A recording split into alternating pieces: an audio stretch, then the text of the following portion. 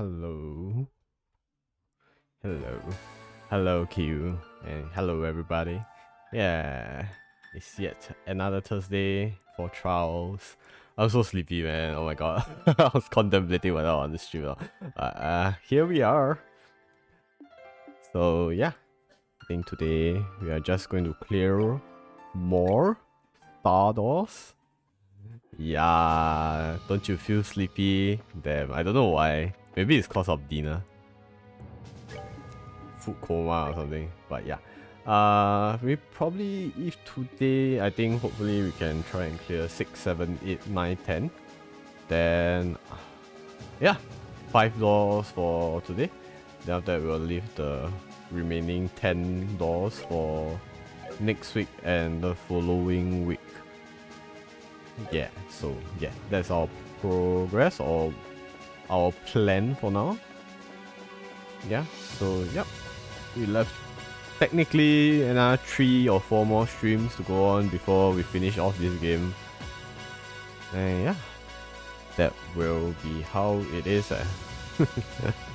Okay, let's actually get to the first door, I guess.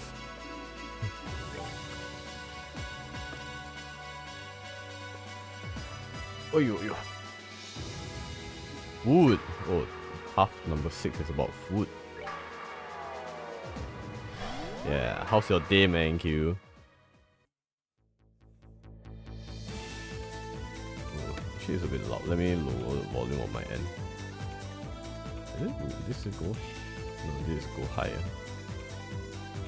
Tired? You're also tired? Same, man, same. Tomorrow moving to another office again? Wait, how come? Like, are you permanently moving to that office, or are you like temporarily moving to another office? For 1 month? Just for 1 month? For what though?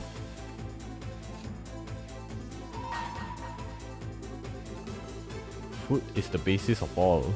Man can only tread the right path with food in his stomach. Only when you have committed 20 kinds of food to memory shall this door open. Yeah. New customer?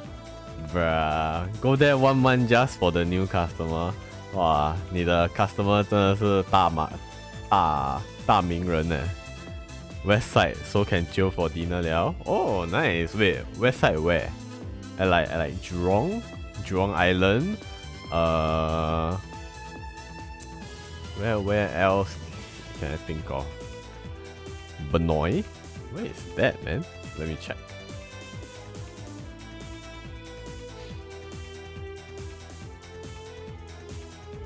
Benoi, Jurong. It's around Boon Lay area. Pioneer. Wow. All the way towards the end of our west side.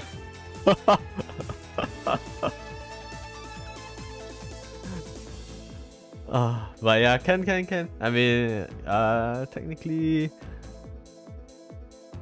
it's a bit. Yeah. I think cause Pioneer side is more towards like really the end of our west side, so it's a bit more out of the way, I guess, as compared to other areas. But yeah, it's not too bad lah. You go Jurong, then Pioneer is just a few more stops actually. So yeah. And there's like Jurong Point over there. That's like one of the bigger malls we have over here. I go and cap in and out. Screw bus, bruh. Like, will your company pay for it? Can you claim from them? Okay, let's go in the door. If I go by public transport, 2 hours. 2 hours? That long? Is it really that out of the way for you? Like, okay, wait, never mind. I know. You're from your side. Actually, there's no really direct area from your end towards Pioneer actually. Yeah, so yeah, can be quite far. If you take one whole round all the way down, might be like 1 hour plus. I need to change at least 2 bus or MRT. Yeah, that's such a pain. Sounds like the expenses for that month will be very expensive for your company. Okay lah, okay. But if you go home, how? Are you going to be taking bus, MRT, or will you just take care and take taxi? Their problem. Cab back also. Why they put you until so fast, yeah? Actually, all your workplace area all not very near to you. It's quite require quite a bit of traveling. But yeah. One of the days lah when you you tomorrow moving over already. Yeah. You can just let me know lah. Cause I'm the one who no need to be at office one. Oh. Shit. Then you deal the sai kang. End up you need to be at the office.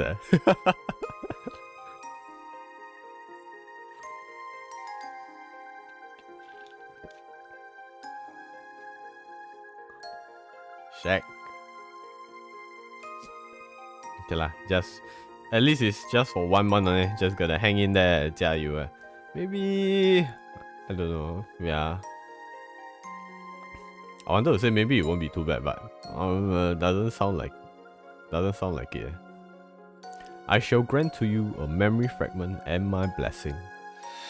Let's go to I don't know what we are doing. Why don't you guys try becoming bracers? Those words were all it took to set the wheels in motion.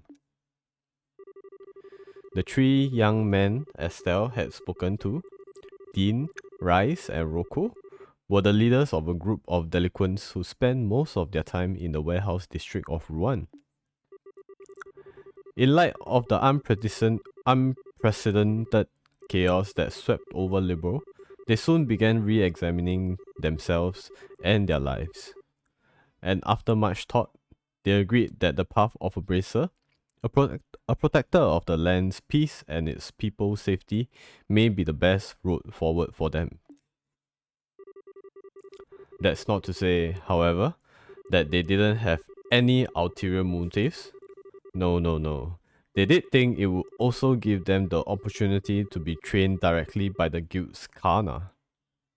With this hope in their hearts, they made their way to the Rouen Bracer Guild and expressed interest in joining. Kana. They want to be trained by the female bracer. But the guild's crafty receptionist Jean had other ideas swirling in his brain, and unfortunately for them, they were to receive their training from their long-time sworn enemy and former Raven Group leader, Egert Krosner. Ah, shit. Their grueling training began in earnest under his strict guidance. After roughly 3 months of pure hell, the end was finally in sight. Only today's final examination remained. Oh, are we going to get to play as them? A little?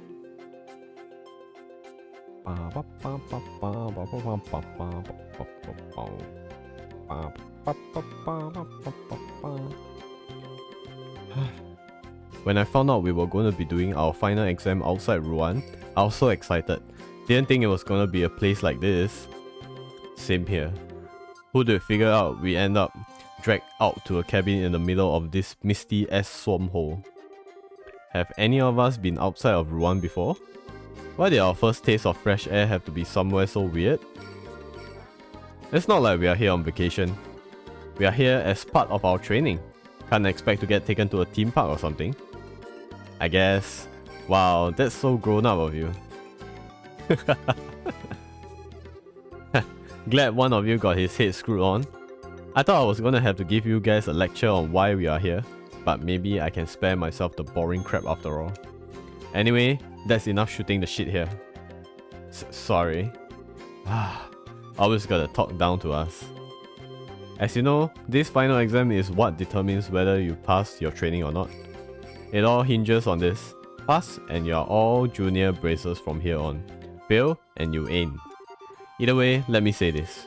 I'm impressed you have made it this far without dropping out. I wasn't sure you had it in you, but you sure as hell proved me wrong. Did he just praise us? What's gotten into him? I think I'm gonna be sick. What kind of heartless monster do you guys think I am? just hurry up and spill the details.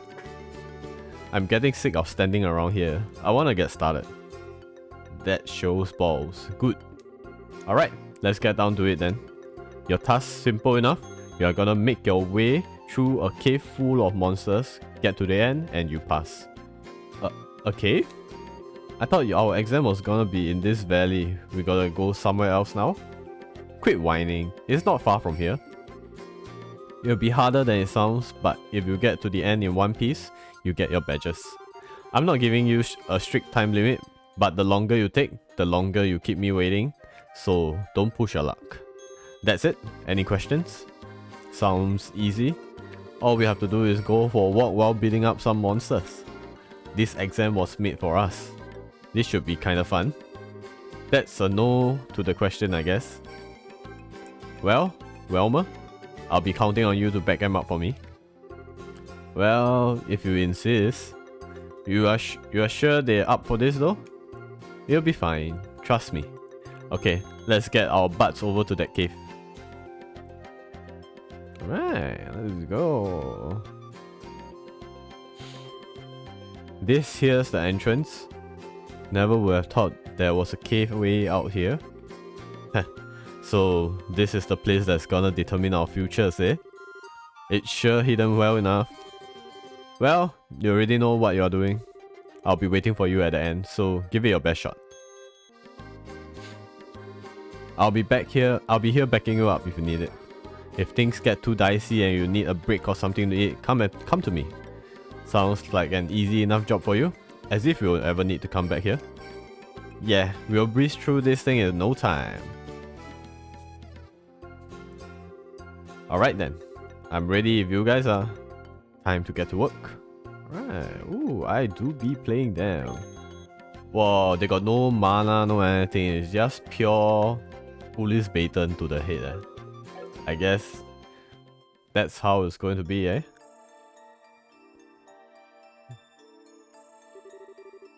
This place is pretty big inside, huh? Yeah, tons of empty space to fight in. You know as well as I do, making it through this cave isn't going to be the main event. It's him we are dealing with here. He'll be waiting for us at the end of the challenge to fight. To challenge us to a fight. I guarantee it. You think so too, huh? Well, going by all our training so far, it's a pretty safe guess. That's how every exercise has ended. I wonder how well we are going to be able to do against him this time. I feel like we have gotten pretty strong. We might have a chance, but who knows. Either way, this is a good chance to get back at him for having to put up with this crap all the time. Let's get going and give him hell. Yeah, right there with you. Right, let's go. Time to have all the gangsters kick some ass. Oh my god. Oh, are we going to have cutscenes every single encounter we get? That's one ugly monster. It might look that way, but I bet it's small fry. Probably just to scare predators off. The weaker something is, the meaner it's gonna look. You think?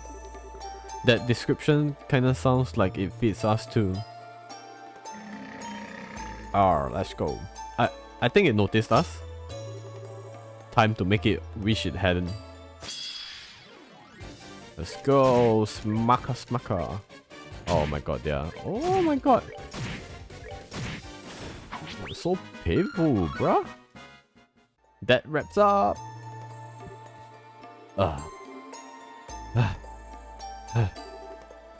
What the? I thought we were stronger than this. It's not that we are weak. That monster was just that strong. Agate sure didn't say anything about this. Why did you have to go and choose here? So much for your theory, Roko.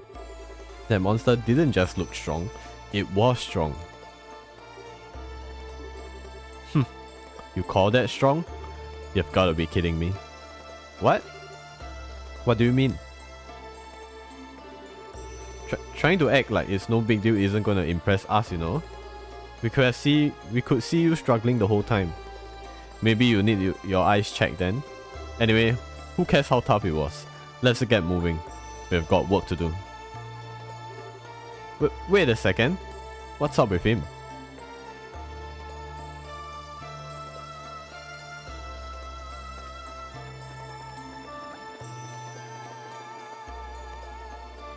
Again.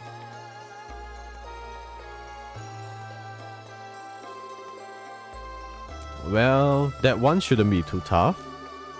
Yeah, we've seen those things near Ruan. Let's hop to it. Once they explode though. Okay. Boop. Piece of cake. Well, it was easier to beat than the last monster. Hell of a lot stronger than the ones near Ruan though. Looks like we are gonna have to accept that all the monsters in here are tougher than the ones we know. Why am I struggling against these guys? They should be nothing. Damn it. Damn it. Damn it. Hey, calm down, Roko. We might be struggling, but it's not like we can't take them. As long as we take things slow and rest after every fight, we got this. Rest after every battle? If we need to take a break after every loser of a monster like that, how are we ever gonna catch up to the asshole? Is this really the time to think about that? The next one is gonna be a breeze. It is. Hey, Roko. He's starting to let his temper get the better of him.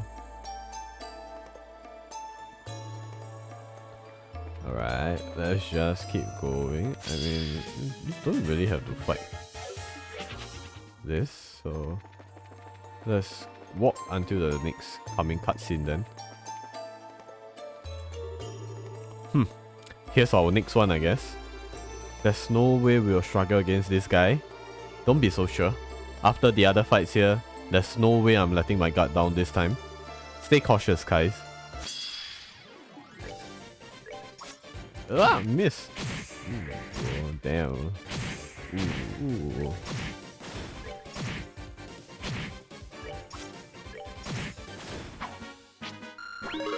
Nice, level up. Yeah, girl. Oh, that's that.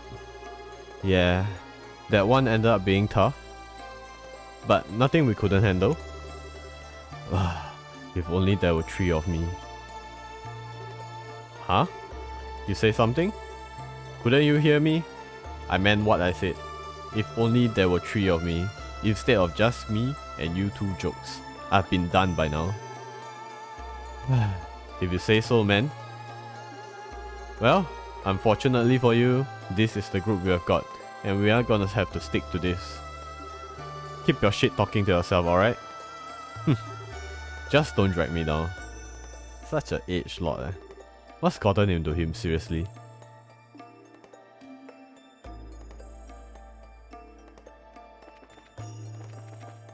Oh! I'm going to fight, bro.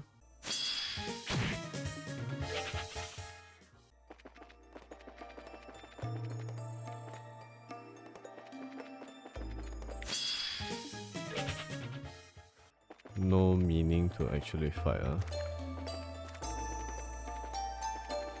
Where do we have to go?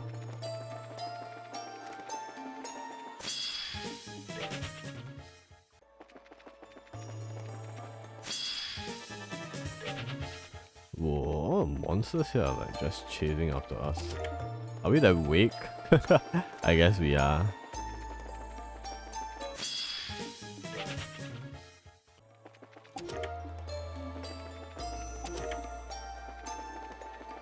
Okay, so it's not here.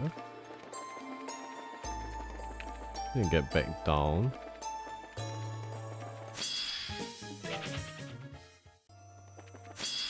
Oh my god, how many of those are there?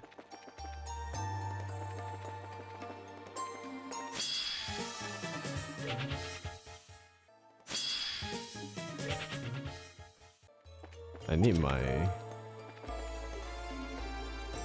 I can't equip ornaments. Nope. So it's not here though.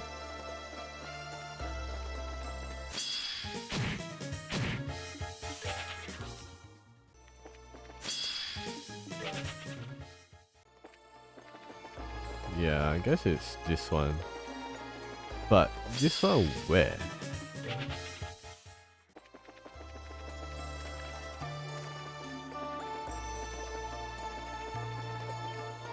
Oh, it's here.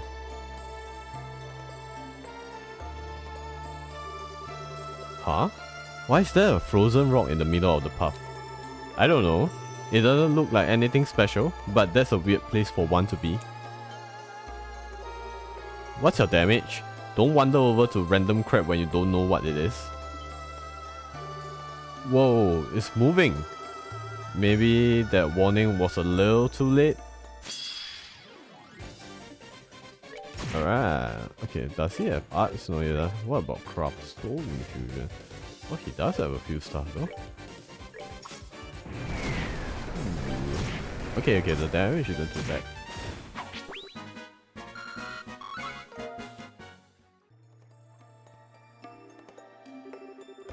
Oh, that scared the heck out of me. No doubt. Who'd have thought a rock would turn into a monster? Well, maybe you wouldn't have been scared if you hadn't been such a dumbass. What was I just saying about dragging me down? Sorry, man. For the love of ideals. That goes for you too, Dean. You ever gonna grow out of being such a damn coward? Wow. At this rate, we are not gonna even be able to get through here by sundown. Maybe it's time I cut the dead weight and went on by myself. Then go. What was that? You heard me. If you are that determined to go by yourself, be my guest. You are the tough one here, right? You can handle everything in here by yourself, right? Why would you even want a bunch of weakling like us around? Get moving, tough guy. Try saying that again. Besides, the only reason we are even here in this cave right now is because you thought it was a good idea. I'm sick of it, and I'm sure as hell you don't wanna be told I'm getting in the way by the guy who forced me into this crap. Come on, Rias. We're out of here. Yeah, I'm good with that. I know when I'm not needed. No point in hanging around after being told I'm dead weight. Heh, that's how it's gonna be, huh? See and never.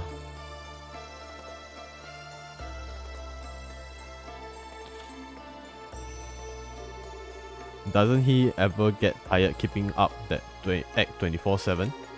Who cares? He's on his own now. What act are we talking about? He can go get himself killed for all I care. We are going home. Oh. Okay. I guess we do be really going home then. You think Roko's still alright? He might be pretty strong, but the monster in here are, like, way stronger than any of us. Who cares? He was the one who said he wanted to go ahead on his own. He made his bed. Let him lie in it. Haven't seen one like this before. What is this creepy thing? Ooh, alright, it's quite tanky. Ooh. That's tough. Man, that was nasty. And Roko's walking ahead alone in a place crawling with monsters just like that. Hey Dean, I feel like this really ain't the time for us to be fighting each other and trying to act big. Hey Rice, yeah? Have you ever seen Roko show any sign of weakness before? Ever? Well, now that you mention it, no. Same here. He might be pretending he's strong all the time, but he never lets any sign of weakness slip or whines like we do. He's always the one who's pushing us and trying to make us better ourselves. Yeah, I guess you're right. I mean, if it wasn't for him, we really wouldn't be here. We'd still be loitering around back in Ruan forever, probably. We can let all the deadweight stuff slide this once. Maybe it pisses me off sometimes, but I ain't about to turn my back on him when he's always had ours. Damn straight. Okay, that's such a weird turn of events though. Like, why is he like acting like that though? Is there a need to be acting like that? There is such a weird plot going on.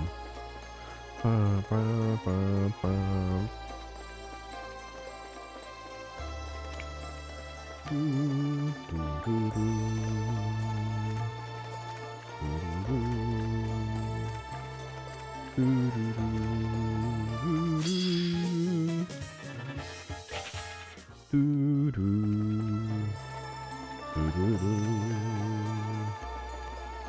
do I go down? Oh, I do. Ah! Come on. I'm not interested in fighting, man. This is like... Ooh. Yo, Dean. That looks like him. You see him? What's that idiot doing? Oh, he got frozen. Okay.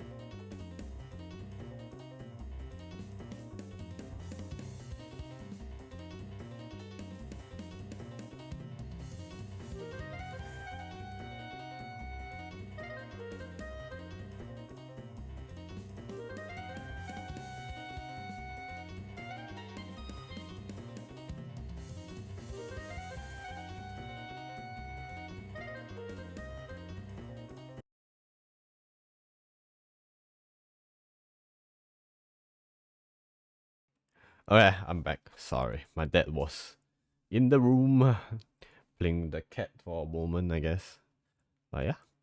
Oh man, I changed this new mouse and for some reason this mouse it's a bit off. I need to get used to it. High back, high Q.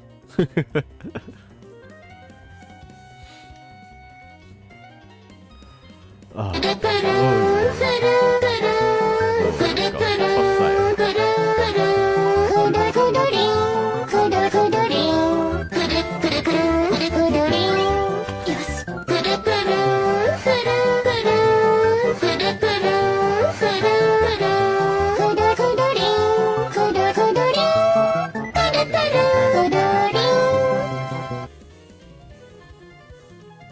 damn it. I can't move. Looks like this is the end of the line for me. Ayo, girl. Active, hyperactive. Rocco, this isn't good. He's frozen. Can you handle it, Rice? Sure thing. Ooh, you just threw a bomb at him. Ah! Okay, give me a moment. I let my cat out. Okay.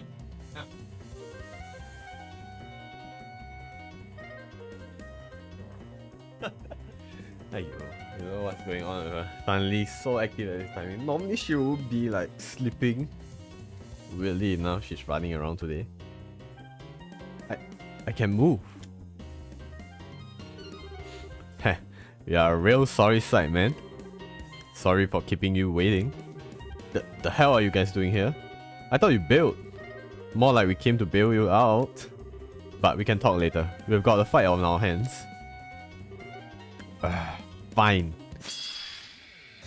Alright, let's go. I'm gonna smack. Okay. Not too bad. I think it would be dead. One more hit. Yeah, boy. Oh, nice. We level. Oh, they are all 40 plus. Is that why? Good thing we made it in time. Seriously, you really bit off more than you could chew this time, Rocky. What are you two doing here? Why do you come after me? Even without you guys, I could have handled that just... No, you couldn't, you dumbass. What was that? For once in your life, stop being so stubborn. If we hadn't come when we did, you would have been dead. And you know it too. You just don't wanna say it. What was that? Nah, I guess I haven't got the right to be getting all angry. Sorry, man. I shouldn't have told you to go alone like I did. I might have said earlier that I was only trying to become a bracer because you pushed us into it, but I swear that's not the only reason. There's no way I could have made it through all that insane training we have got put through and not quit partway if that was the only reason. I would have thrown in a towel a long time ago if I wasn't serious about this. What he said? I'm just as serious about this as you are, you know. I know you are in a rush to try and be as tough as Agate and everything, and I can't blame you. But whether it's how you want things or not, the three of us are in this together. It wouldn't hurt to rely on us a little, at least. Wouldn't it? I mix up all the words there. Alright, you got me. And I ain't no dumbass Dean. I know my limits. You're probably right. I was just in so much of a rush to try and narrow the gap between us that I lost sight of myself. Roko. But that last fight was enough to open my eyes. I'm not up for the task of getting through this place alone. I know... I know now that I need you guys with me every step of the way. So, sorry. Would you two let me stick with you again? Come on, really? As if you would even need to ask. Thanks. What's gotten into you two? Anyone look at you two now and think smooching and wedding bells are in your future? You're made up, so make with the kissing. Oh, shove it up your ass. Besides, you still owe me an apology. Huh? For what? When someone's frozen, you're supposed to use an item on them or something. You know, like a Cura bomb? Were you trying to kill me? Hey, it did the trick, right? I guess. Maybe I do owe you one. Thanks. What's gotten into you? Wait, am I the one you wanna smooch? In your dreams? Kidding. Well, anyway, let's get going. You got it. Right. Let's go. Whee. Hopefully we are through these things. Oh my god, there's like 2 parts. I think it's here. No, it is. Whoa. This is way more roomy than the other caves we have been in. You think this is the end of line? It sure looks that way. I don't see anything here though, or anyone. Maybe we haven't finished exploring. Oh, clapping. Nah, you are done. Nice work, guys. What? Where you come from? You were telling us the whole time, weren't you? Bingo. I've seen everything that's happened on the way here. I figured you wouldn't find it easy, but I wasn't expecting you to split up partway though. That was your fault for picking this place. We wouldn't have split up if you picked somewhere less complicated. That's why I picked this place, numbnuts. I wanted to see how you react when you found yourself in a complex situation. And I got exactly what I wanted out of it. Huh. Yeah, I can buy that. Thanks a lot. You guys already squared away in battle, I'll give you that. On that front, you are already ahead of your average junior bracer. Really? You really think so? But that's only in terms of strength. Unfortunately, you need more than that to be a good bracer, junior or senior. What I saw today really helped me make up my mind on whether you are cut out for this line of work. Good for you. I still don't have enough to go on to make the final call though. If you want to prove to me that you have got what it takes, then you are gonna have to prove it to my heavy blade first. How did I know this is how it was gonna go? Duh, cause it was obvious. You wanna see what I've got? Then we'll be happy to show you. Come at me. Let's go. 3 police baton. Ouch. Oh my god, he's so tanky. Woo. Their movement is so small though. I think, are we supposed to even beat him? Okay, he needs to heal. So integration, Yell abuse, destroy an ally, heals 300 HP. Wait, what? Oh. That heals? Bruh. I guess that works. Invigorate, aggressively stimulates. Underworld, shakedown.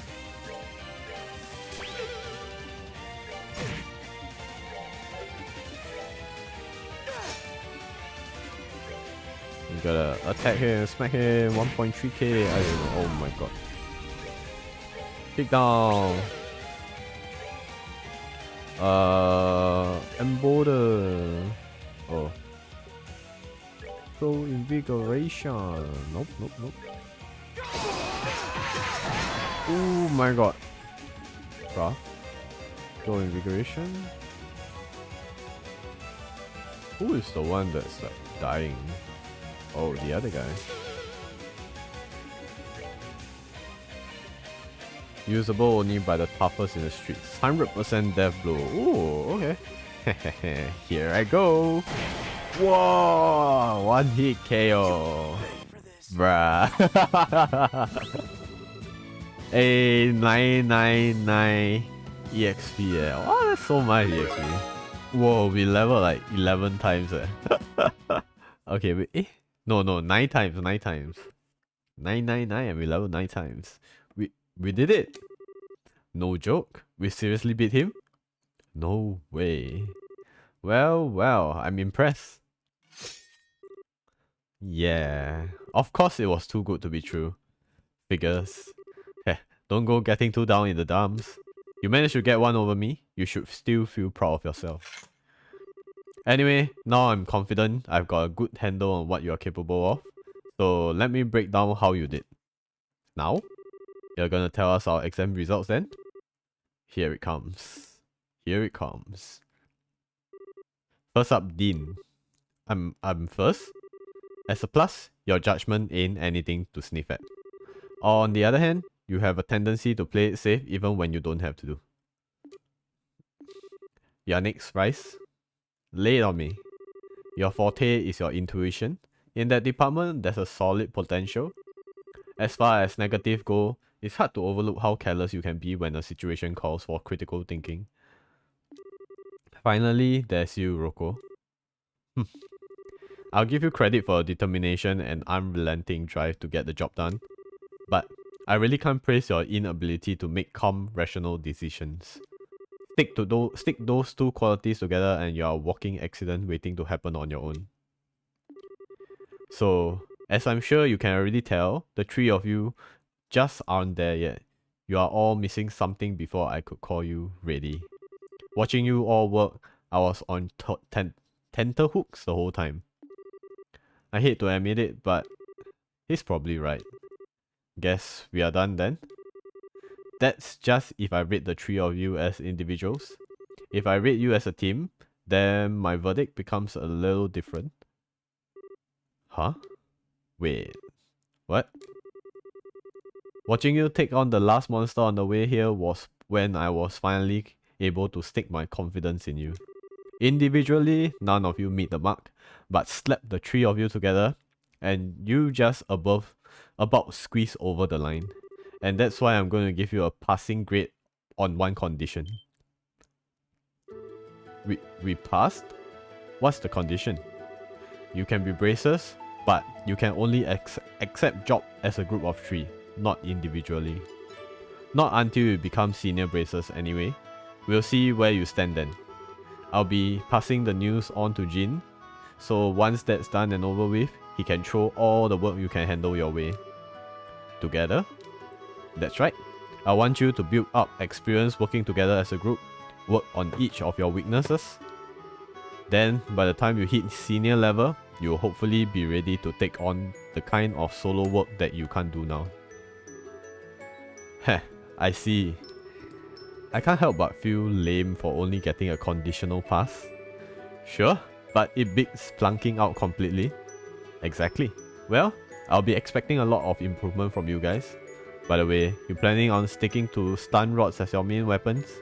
I'll buy you all new ones from the weapon shop over in Bose in honor of you passing. Just a little something from me. You're gonna buy us something? That's awesome. I think I'm gonna be sick. For crying out loud. My rep with you guys is even worse than I thought. I'm not some kind of evil monster that feeds off pain and suffering, you know. Heh, could have fooled me. He might be right though. I mean, he's always nice to the little girl.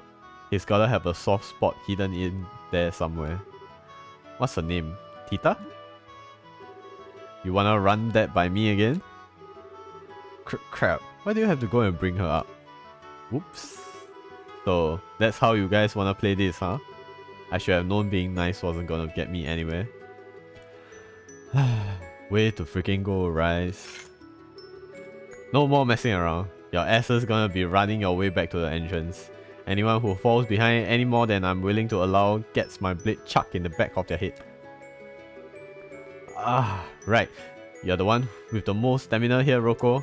You gotta lead the way so he doesn't catch up with us. Heh, that was the plan all along. Exhausting right to the very end, huh? Less talking, more running. Yes sir, right. Okay. Bye bye. I guess this is the end. Side story training, Agate style finish. Whoa, one door done. Wow, that's actually not too bad, I think. Okay, even if I say not too bad, it's still a 45 minutes thing. So, we can finish. Yeah, should be finishing by 1 or so. Let's go, next door.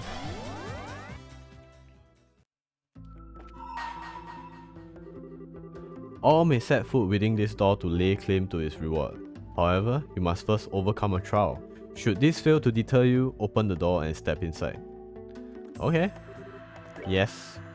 What kind of trial are we going to do? Is it a fighting trial? If we just fight monster, maybe it won't be.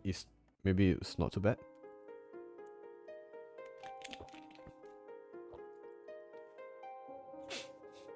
I wonder if there's a star door that's like short. You just fight and get rewards and zao. Ooh.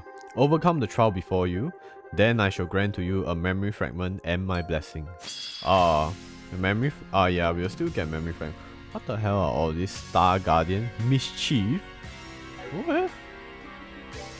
Interesting, I guess. Craft quick draw. Was it quick draw? Yeah.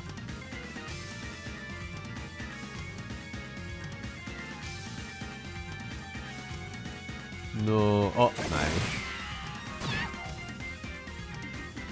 Craft.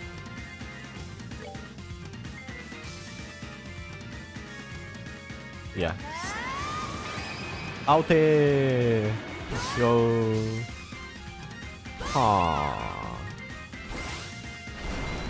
Did it skip the part where she do a slash vertical?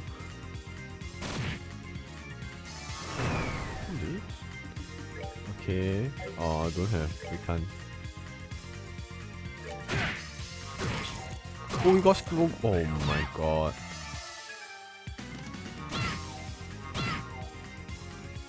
Okay. Oh my god. All of them except Renee. Seriously? Do I have arts too? I don't have Kiora. I don't have Kiora on her. Shit.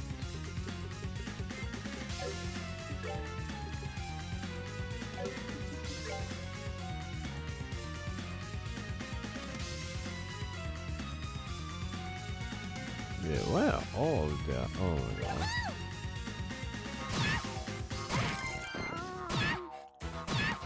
I'm going to redo this fight.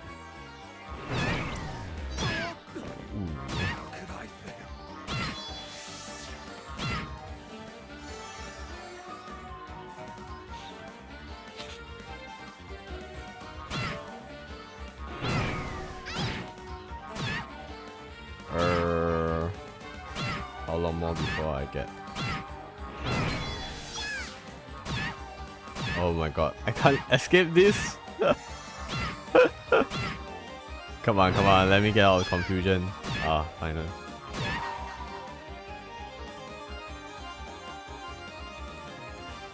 Yeah, let's get rid of as many of them as I can. Oh my god, it duplicated. Bruh.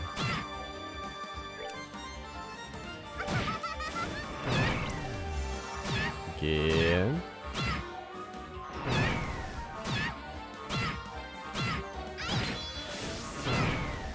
No, come on. Okay, one more down. Stop confusing me, Oh my god, that's such a bad combination.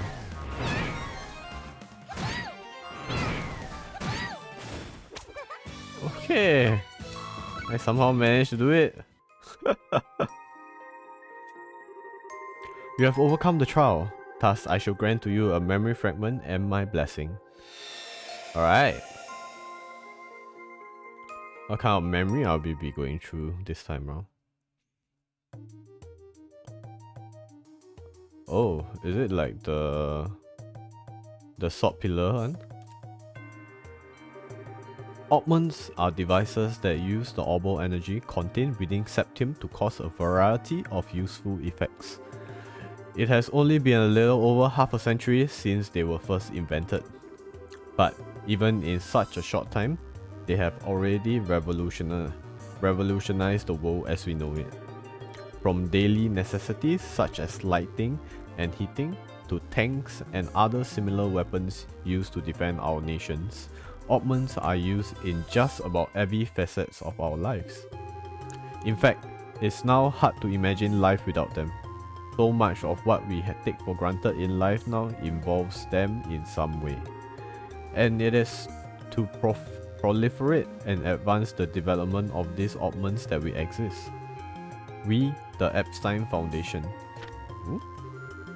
Our foundation was first established in the year 1155 of the Septian calendar, the year after Professor Epstein passing, and was created by his brilliant-minded disciples in order to honor his wishes.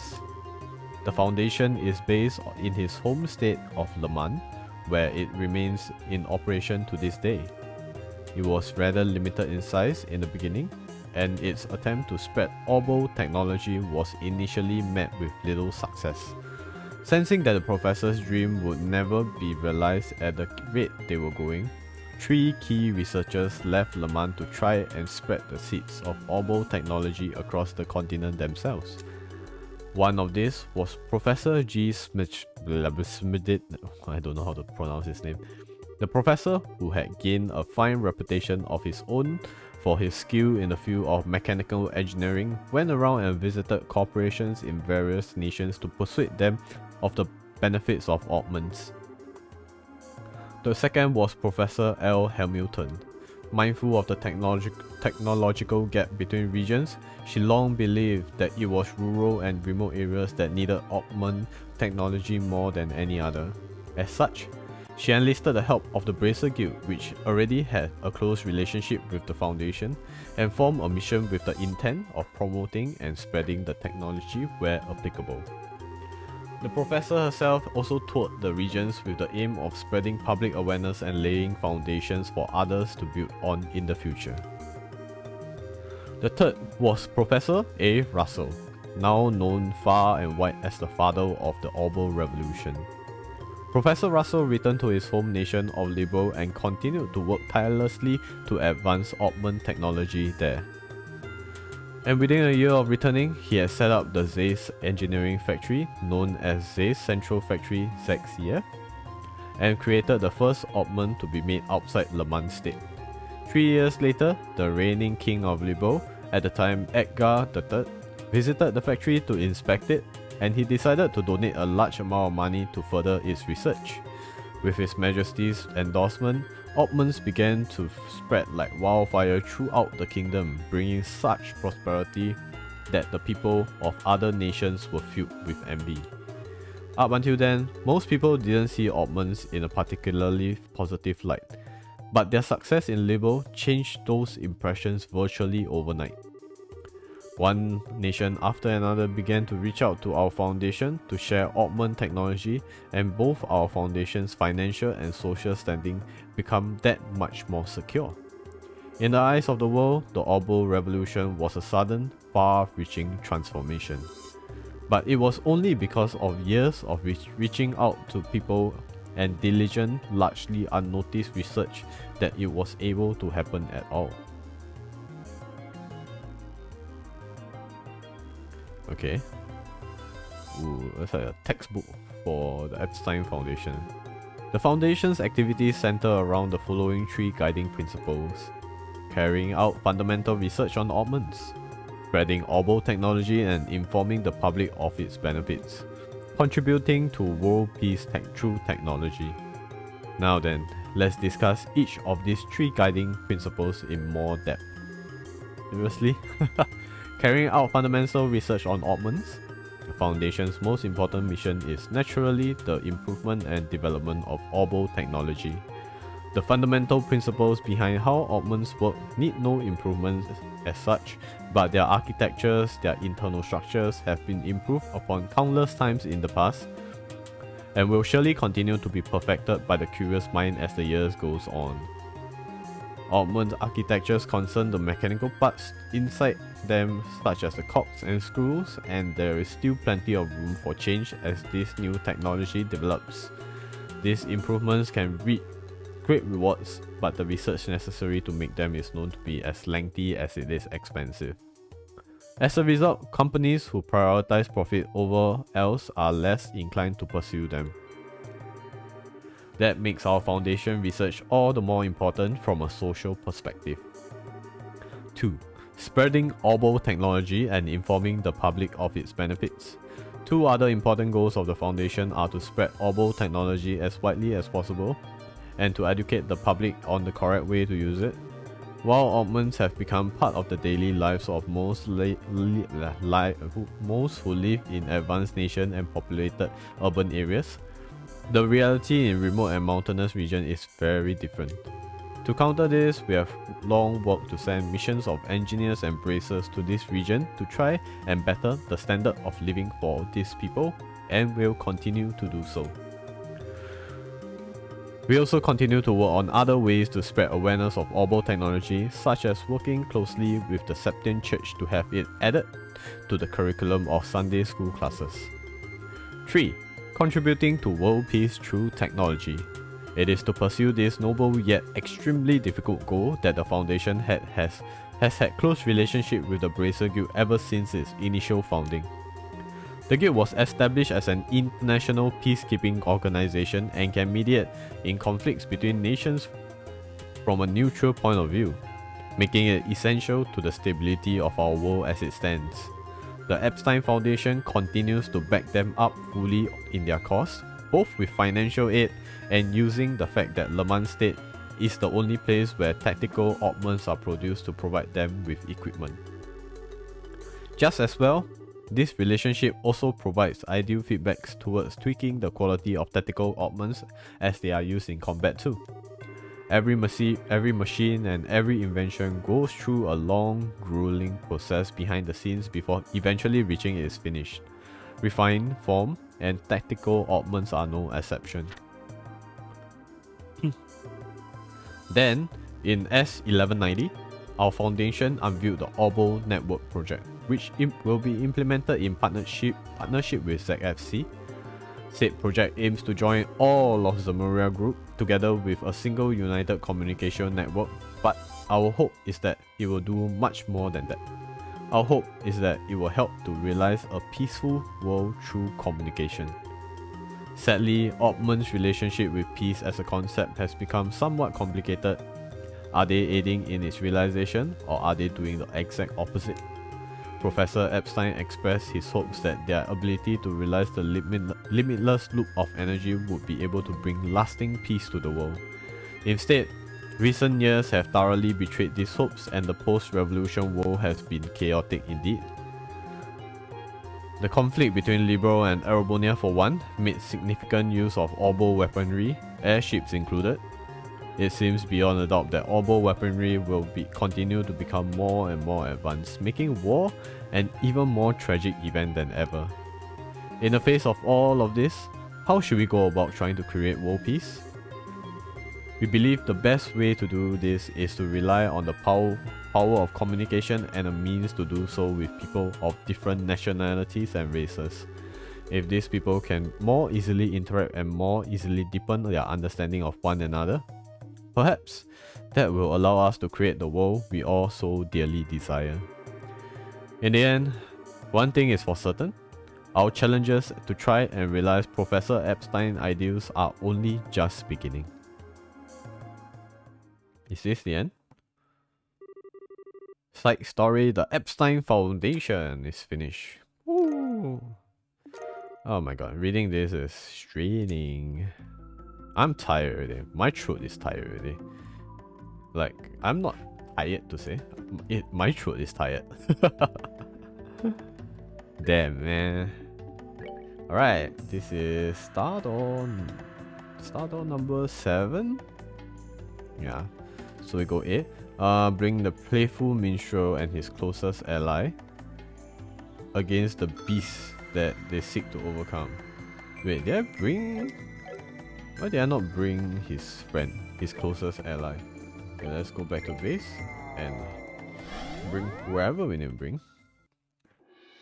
Let's see, door 8. Then after that, door 9 is who? Miraka. Wait, door 8. Oh, go Jandor. Okay, I guess. Oh, maybe it's not Zin. Maybe I brought the wrong person in the first place. Or maybe that was for the last. Yeah, but analyst is done, so we can bring him instead. Okay, let's go. Stardor number 8. Yep.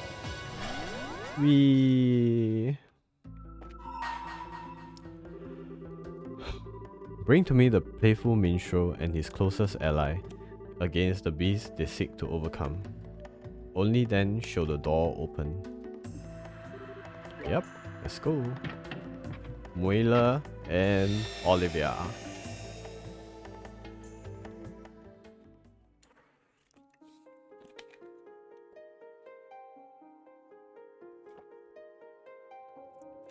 Who's the beast though? Who's the beast?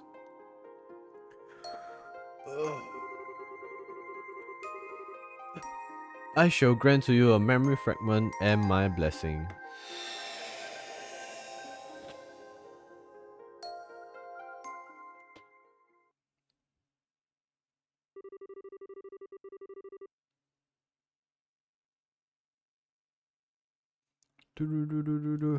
One month after the collapse of Liberal Arc. The banquet to celebrate the crisis' successful resolution was over, with Estelle and her friends have largely left the capital to go elsewhere. One of them, however, Prince Olivet Reyes Arner, sat rather comfortably in the ambassador's office in Grand Cell's Erebonian embassy. His work in the country not quite settled yet. I can't believe that you...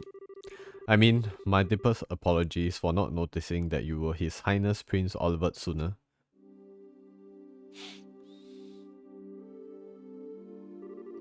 Oh, I'm not surprised you never realized. I may be a prince, but my mother was a commoner. What point is there in bothering to remember my face? It's not as though I often show myself in the palace or attend high society gatherings. Knowing me certainly isn't going to help you in moving up the ranks, my friend. There's no need to be so humble, Your Highness. Besides, I'm actually rather grateful to you, Ambassador. You gave me all kinds of useful advice during my stay here at the embassy that I'm sure will be to my benefit in the future. Well-meant words such as, Act like a man of the Empire for once in your life and stop idling here, go home and try to do some damn work.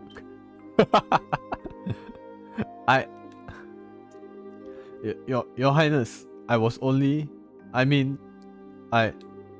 Highness, I think you have tormented him enough for one day. The ambassador behaved in the same way any other sane man would in his position. If anything, I'd say he has every right to be angry at us for keeping the truth from him for so long. But, Mueller, I suppose you're right. I'll spare him any more teasing for now. I actually wasn't joking about being grateful to you though. You have truly done admirable work over the past month.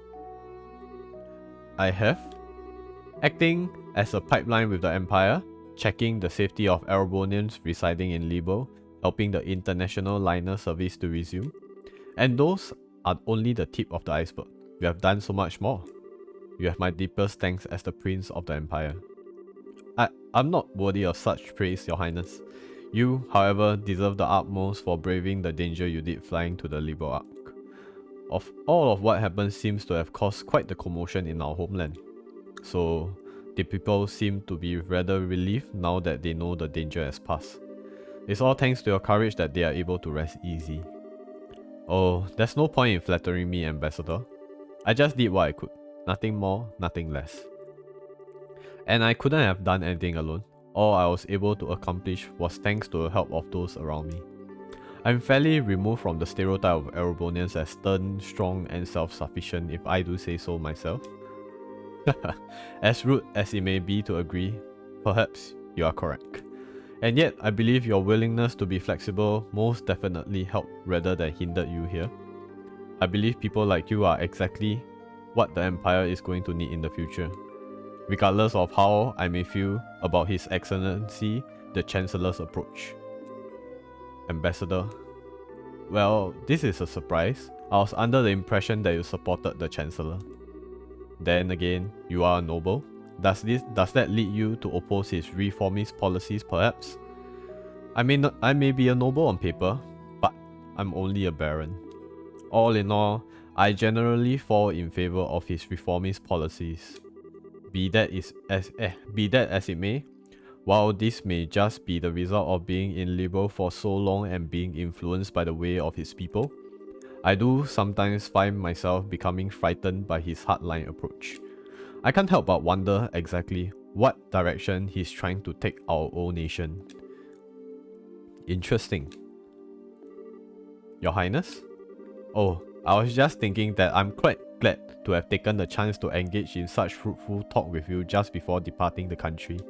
I pray you will continue to do all you can to ensure the peace of Libo and its surrounding nation while I'm gone. Preferably in cooperation with Ambassador Cochrane. Yes, let's not forget her, I suppose. Still, it's true that since the non-aggression pact was signed, there has been some progress with regards to the crossbell problem. And given that it was Libo who proposed said pact, that makes my role in future negotiations very important indeed. I presume that is what you are trying to say? Heh, you are a sharp one, my good man. Excellent. Now I can return to the capital with my mind at ease. Leave everything here to me, Your Highness. I will be looking forward to hearing what you achieve back in our homeland. Hey, is he really going back now? Soon? Or will this just be happening still in Libo? This truly is a country like no other.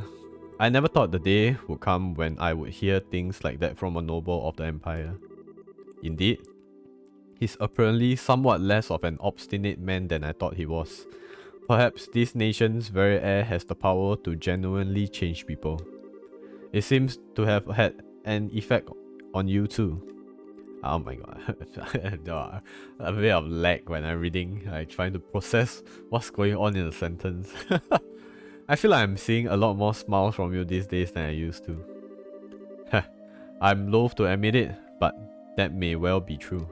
I still find myself wishing that you would learn from Librolian's dignity and sense of restraint, however. Two qualities you don't particularly possess in any measure. In fact, you have far too much of their opposites. You say that, but these qualities are the only weapon that I have. I don't have much that will allow me to compete against the Chancellor. I need to use what little happens to be tucked in my corner as best as I can. Have there been any changes to our plan? None. We should be able to proceed as arranged. 3 days ago, the Chancellor left the capital on a tour of Eastern Arebonia. Tomorrow, you'll be returning there aboard the Arsil while he's still out in the east. All those who need to be made aware of our return have been given proper notice. Your arrival in Arebonia will make a real impact. Of that, I'm certain. What potential obstructions to the plan are there at present? Nothing major. There have been some movements of the Intelligence Division 4th Subdivision, but not much. There's a chance that everyone is being cautious because the RCU is involved, but I put greater odds on the idea that everyone is just treating this as a pompous performance by you and not taking it seriously. Well, they'd be right too. It is. I have no choice but to start here, even if this means I have to use Libo. And if I'm going to put on a show, why not put on the finest one the skies have ever seen? I suppose I can't argue that. I'm sorry to trouble you at this late hour, Your Highness. A message has arrived for you from Heimdall. What will you have me do? Really? Alright, come in. Pardon me. Well, if it isn't Lester. I was wondering where you've been. I haven't seen you all day. Oh, Lester, isn't this the person where Chloe met in the academy? I've been exceptionally busy with work since this morning, I'm afraid. I hope to be able to come and see you earlier since you'll be leaving tomorrow. I'm terribly sorry for not being able to. Oh, never mind that. If that work of yours is done now, we three could always enjoy some sensual quality time together for the remainder of the night. So, what was the message from the capital secretary? They have acknowledged receipt of His Highness' message. However, they didn't anticipate that you may be able to arrive all the way from Grancel in less than half a day. As such, they are currently in a minor panic trying to ensure everything ready for ceremony tomorrow. That doesn't come as a surprise. There's nothing like the RCU when it comes to speed at home. How cruel you both are so for deftly ignoring my proposal. Although, it sounds as though the stage will be set in time. Now, I need to decide on an outfit that will leave everyone's jaw on the floor to sweeten my arrival. Perhaps a glistening coat with white loincloth will do the trick. That make a grand impact, alright. I almost wish I could go along and see it myself. Please don't encourage him. You show remarkable promise for someone so young. What do you say to coming back on the RCU with me? I welcome your company. Your work here in Liberal is just about done as it is, isn't it? Your offer's certainly tempting, but I'm afraid I have another job to take care of soon. The thought is appreciated, of course. Really? Well, that is a shame. Good luck with that next job of yours. Thank you. Well, if you'll excuse me. Is he on Olivia's side or is he on the Chancellor's side?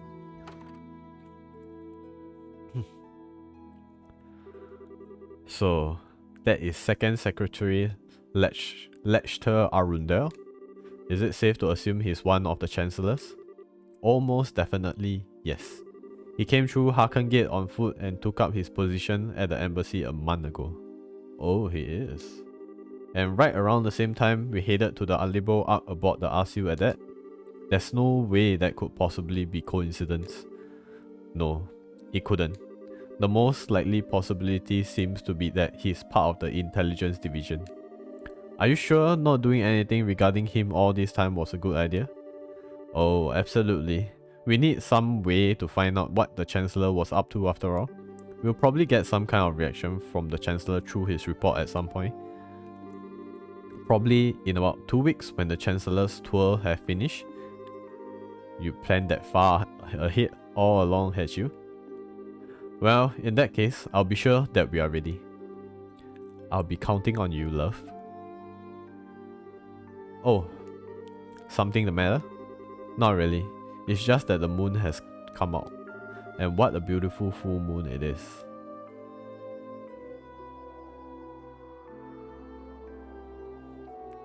So much planning eh. It's strange to think that this will be the last time we will see the moon from here. Truth to be told, I'm going to miss it. Well, well, it looks like putting a smile on your face a little more often isn't the only thing Libo's done for you.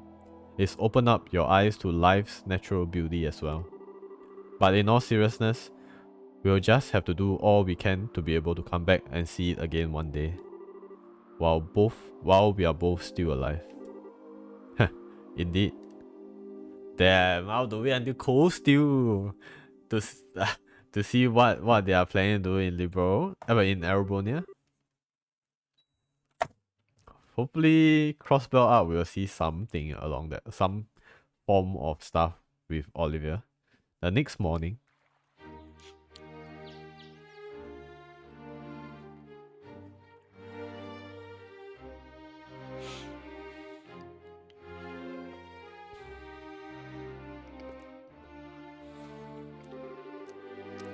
Your Majesty, Your Highness, I humbly thank you for your generous hospitality during my stay in your fine kingdom. You were even gracious enough to humor my brazen request of escorting me back to Hamdal aboard the Arsil. This debt I owe you will be repaid many times over in the future. Rest assured of that. Oh, you needn't think of this as anything we went out of our way for. Escorting an honored state guest back home is a matter of course, particularly a guest to whom we owe a great debt of gratitude. If you ever have the opportunity, please do come back to Libo again in the future.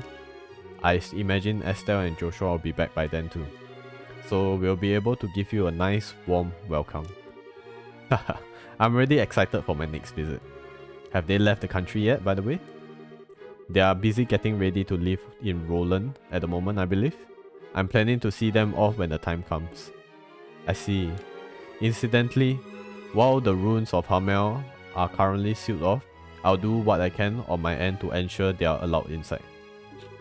Could I trouble you to pass that along to them? Certainly. Thank you very much, Your Highness. Oh, think nothing of it. It's the least I could do, after all they have done for me. I owe you a great deal too, Cassius. If not for your assistance, stopping that armored division from crossing into Libo wouldn't have been as simple as it was. I could say the same to you.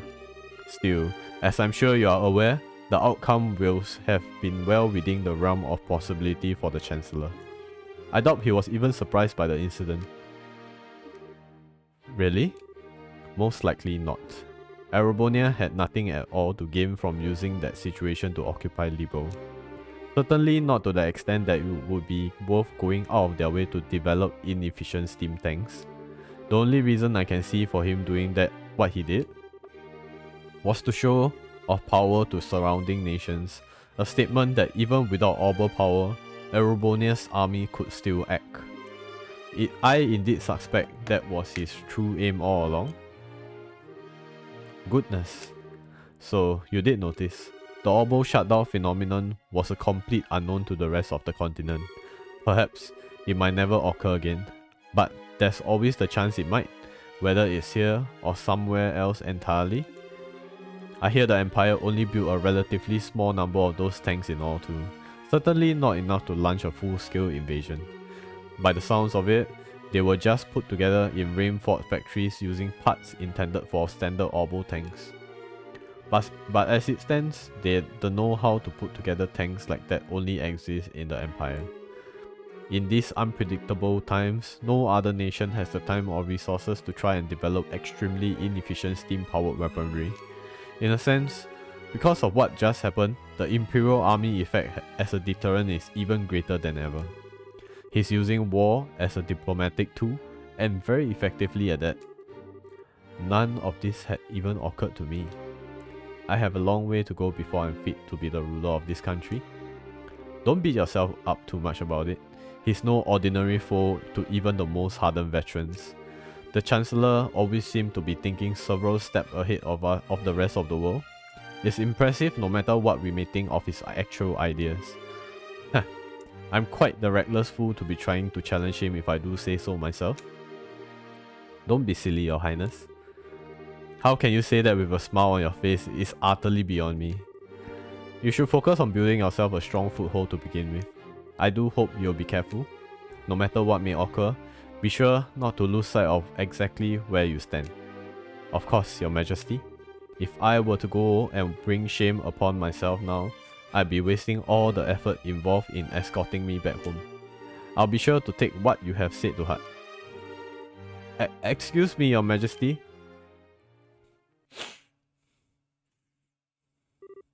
Hilda? Whatever is the matter? It's not often I see you so flustered. Your apologies, Your Majesty. It's just that a guest for you arrived all of a sudden at the castle. Ordinarily, I would have not rushed in while you were meeting with others, but the visitor is so irregular that I thought you should know at once. Irregular? How so? It sounds like it's about time I take my leave then. Actually, the visitor said he would like to greet you as well, not just Her Majesty. What? Hilda, just who is this visitor? Is it the Chancellor? Well, he introduced himself as Chancellor Goliath Osborne of the Erebonian Empire. Damn, we are seeing Osborne now? So early into the game? Damn, son. I wasn't expecting that. Ah, it's an honor to be granted a personal audience. I'm Goliath Osborne, representative of the Imperial Government. My apologies for the abrupt intrusion. So, you are Chancellor Osborne. And it's a pleasure to see you again as well, Your Highness. It's been a year since we last met, has it not? I hope this passing month has seen you well. Yes, a year sounds about right. Still, while I hope you'll forgive me for asking, just what did prompt someone of your stature to appear at the castle without warning? I'd very much like to hear your side of the story. My apologies, Your Highness. You see, these past few days I've been touring Eastern Erebonia on routine inspections. It's been going very smoothly, more so than I had initially anticipated. I had enough free time in my schedule to pay a cordial visit. Oh my, is that so? Naturally, I would have preferred to come here while the crisis was still unfolding like you yourself did, Your Highness. Unfortunately, the confusion in the southern Erebonia was simply too pressing a matter, and I had no choice but to deal with that first. This was the first chance that presented itself to come here and meet directly with Her Majesty, so I acted with the utmost expediency. I hope you'll forgive my lack of proper decorum in failing to give advance notice of my arrival. That does make sense at least. Regardless, please don't concern yourself with me. No doubt you wish to offer Your Majesty... No doubt you wish to offer your greetings to Her Majesty. My thanks, Your Highness.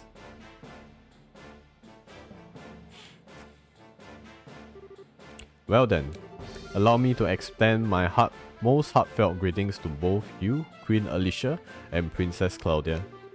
It's abundantly clear that the crisis that unfolds here has been quite the ordeal for yourselves and your nation's people. You have my deepest sympathies for the hardships you have endured, as well as my commendation for bringing the situation under control. I thank you for your kind words, Your Excellency. If anything, we should be apologizing to you for the fact that the southern side of your nation was caught up in what should have been our problem. We should be the ones going to you rather than having you trouble yourself come all the way here. I beg you to accept our apologies together with my deepest thanks for coming here today. I will never ask for apologies. I have heard what happened was the work of a shadowy organization stirring up trouble within your borders. While I meant well by sending a military force to aid you, I wouldn't have done something so careless had I known the truth of the matter. My actions were rash, foolish even, and I was rightfully reprimanded by His Imperial Majesty for them. Oh my. Fortunately, His Highness the Prince was able to act with all due haste to put right my misstep before even greater harm was done. He has a way with words, man, as always. I owe you a great debt of gratitude for that, Your Highness. And congratulations besides, for your part in bringing an end to the crisis. Oh, I did nothing out of the ordinary. I had a lot of help from Her Majesty, Her Highness, and Brigadier General Bright here too. Bright, you say? It's a pleasure to meet you, Your Excellency. I'm Cassius Bright, a Brigadier General in the Liberalian Royal Army. The pleasure is all mine, I assure you. Your name is rather well known even in the Empire. Not as much as yours is known here in Liberal, I would imagine. It's an honor to be able to speak with you in person. It's certainly a surprise to be able to, though. Coming here on a whim can't have been easy for a man as busy as yourself. It sounds as though I may have underestimated just how capable you truly are. Not at all. I was greatly impressed to see the Royals' army effectiveness in dealing with the tumult here. Your forces have proven powerful, yet flexible, capable of dealing with emergencies ably and decisively. I might go so far as to say it embodies an ideal that the Imperial Army with its swollen ranks could never hope to realize. You flatter us, Your Excellency. For your part, I hear you were responsible for the establishment of the Imperial Army famed Intelligence Division. Our army is in desperate need of a new one of its own, so I find myself quite envious. It almost sounds as though the two of us each want what the other has. So it does. May I ask Your Excellency, what will you be doing now? For my part, I'm intending to leave Liberal today, so I'm afraid I won't be around much longer. Yes, so I've been told. I believe you are intending to make your grand arrival in Helmdall aboard the famous Arsil. I'm impressed you are already aware. I almost wish I could return to Erobonia on board alongside you, but alas, I'm afraid I have other business demanding my attention after I'm finished here. I'll be leaving Liberal separately after this afternoon. That is a shame. I would very much have liked to invite you to this evening's banquet. Please, you need not go such troubles on my account. I feel as though I put you out enough showing it up unannounced as I did, to say nothing of dining with such esteemed company. Still, I do have some time before the airship I'll be leaving on is due to depart. That being the case, I might ask for a little of your time, Your Highness. I have a few things I'd like to discuss with you personally.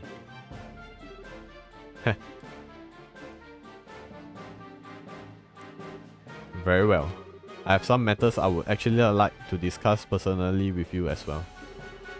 What a fortuitous coincidence. Allow me to have a room arranged for the two of you to have your discussion then. Hilda, if you would. Certainly, Your Majesty. Wow. This is such a backloaded amount of information. Throwing each other with backhanded compliments here and there.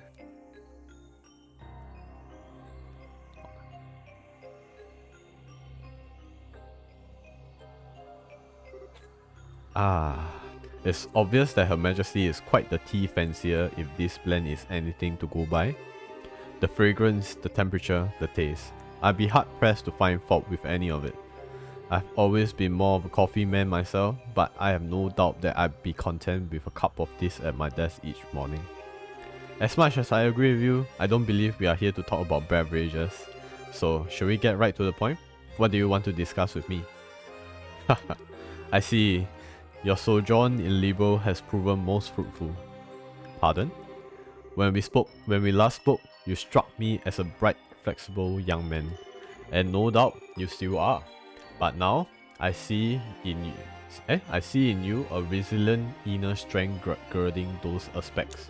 I'm sure His Majesty will be most delighted with your personal development.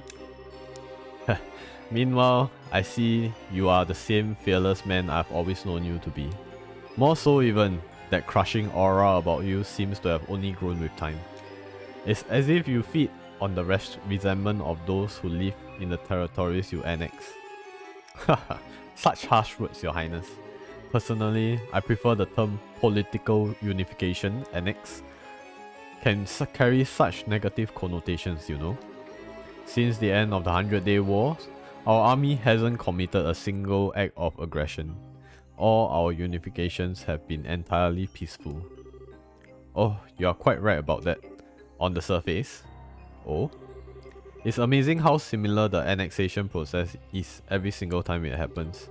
It starts with a small nation or independent state with an array of problems beyond repair.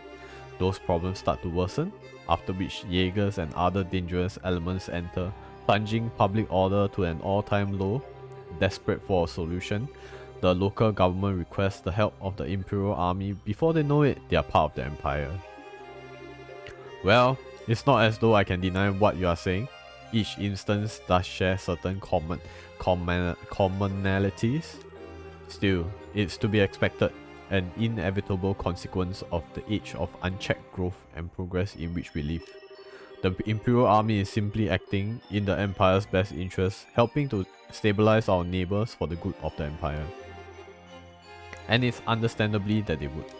I do find myself rather curious why intelligence divisions are going to such nations with such peculiar frequency. Well, before the problems I described worsen no less. I won't press as to where you came by such information, as curious as I am, but I will say this. It's at its most basic level, these actions are about risk management. It's because we have been acting to minimize such risk beforehand that the army has been able to successfully quell each problem in turn. With the small price of earning the disdain of the people in those nations and increased risk of terrorism in exchange. To tell the truth, I'm rather astounded that you had the courage to come here to liberate all on your own to begin with. After all, you have made yourself the biggest target for terrorists in all of Erebonia. Your concern is touching, Your Highness. I will ask that you not trouble yourself with my safety. I employ some very skilled subordinates tasked primarily with eliminating the risk of terrorist attacks against me. Really now? That Lechter is one of those, I assume? A rather peculiar fellow, isn't he? But a very useful one all the same. Working out the scheduling for this trip and taking all the necessary precautions to ward off terrorist threats were both his doing. And thanks to his commendable efforts, I can depart for Crossbell free from worries as soon as I've finished my business. Oh, I guess we'll see him in Crossbell too if that's the case. Crossbell? Are you surprised? I'll be participating in a top secret discussion with a representative of the Crossbell government. Recently, a large amount of funding has been flowing into the country through Republican channels, putting our allies on the defensive. I always meant to visit at some point, and this seemed to be the perfect opportunity. Are you out of your mind?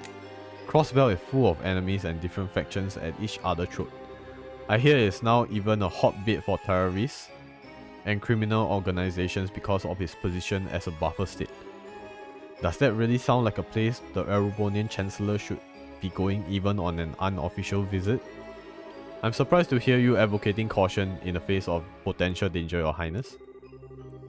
After all, it was you who flew on to an ancient city, at great risk to your own safety, and returned unharmed after surveying it. Compared to such rousing risk-taking, my visit to Crossbell will be child's play.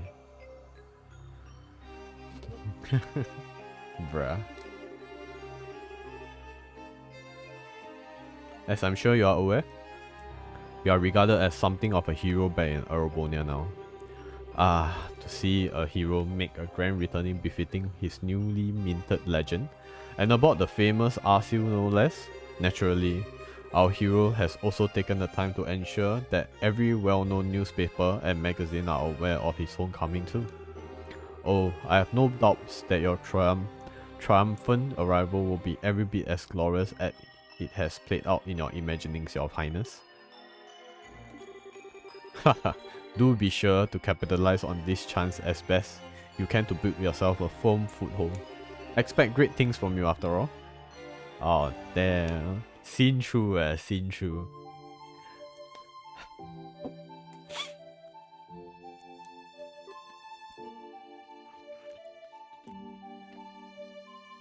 Oh, Chloe is approaching him, I suppose.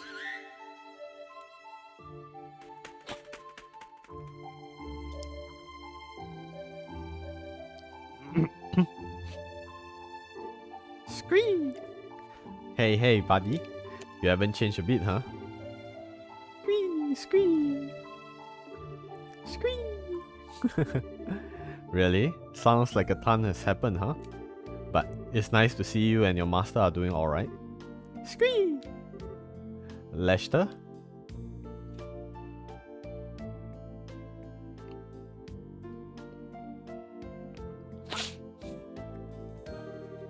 Well, good day to you, your highness. I pray I'm not causing any trouble by taking a tour of the castle like this. The view from this terrace certainly is beautiful, isn't it? What happened to you, Lester? How do you end up working for Chancellor Osborne? I'm sorry. I haven't the faintest idea what you mean. Are you perchance mistaking me for someone else? Your name is Lester Arundel. You were the student council president at Jenny's Royal Academy, which you attended before leaving suddenly 2 years ago. So no, I'm not mistaking you for someone else. Ah, but that's where you are wrong. Because my name is actually Lester Arundel. I can certainly see how our names could become mixed up. However, they are scarily close. Still, now you know, please just call me Lech. Don't try and joke around with me, Lester. Do you have any idea how worried all of us were when you just disappeared without a word? You submitted your notice to leave the academy and then we never see you again. Even the otherwise calm Leo let out a cry of anger when he found out. And all Lucy could do was give a sad smile and say, "This is just like him," the whole time with tears in her eyes. Jill and Hans were heartbroken. And so was I. Yet, after all this time, you finally show yourself knowing full well that I'm here. And this is how you act? By pretending you're someone else?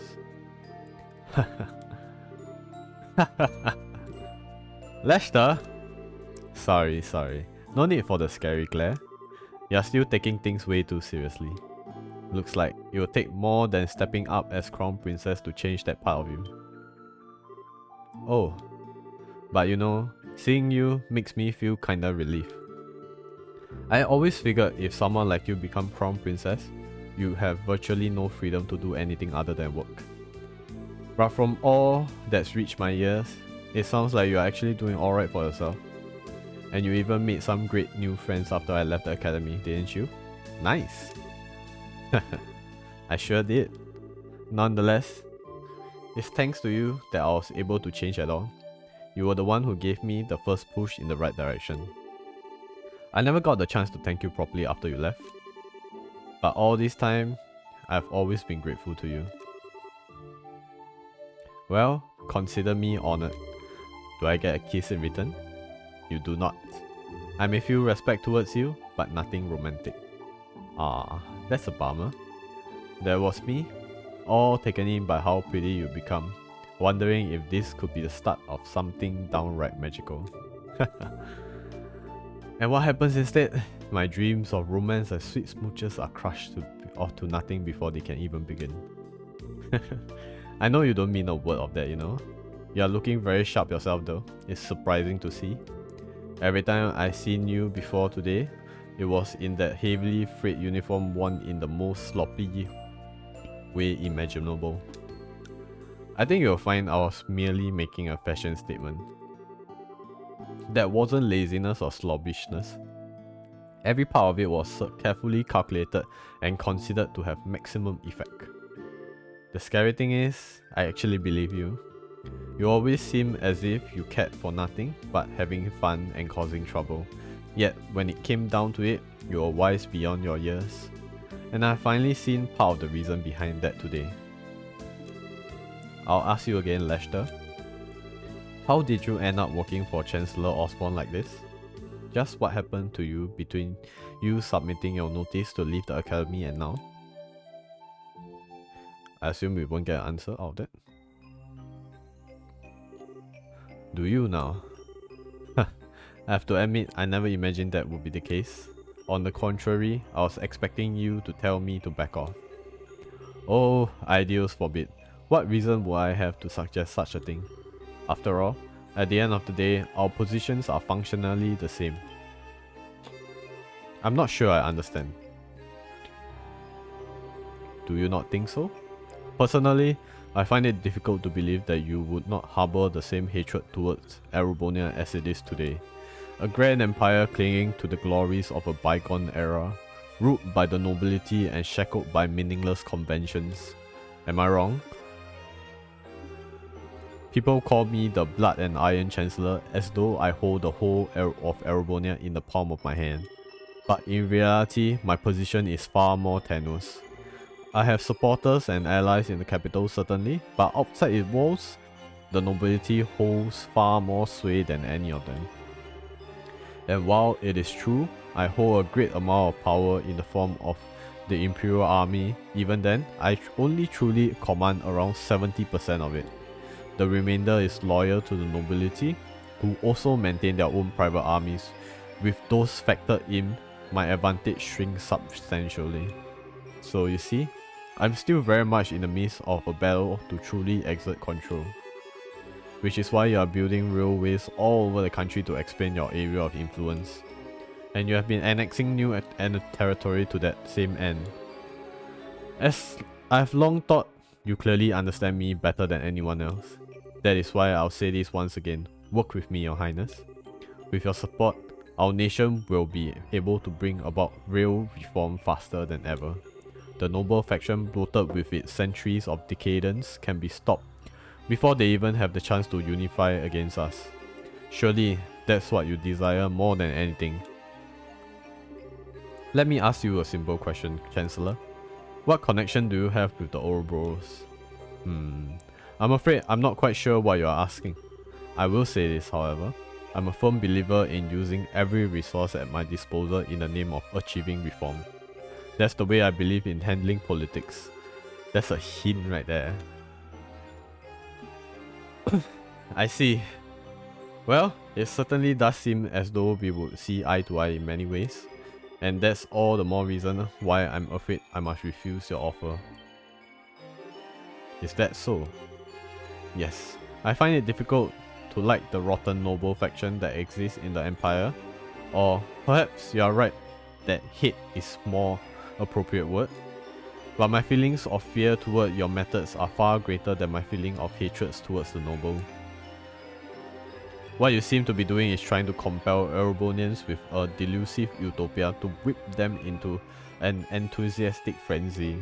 No doubt by successfully convincing the people of the Old Guard.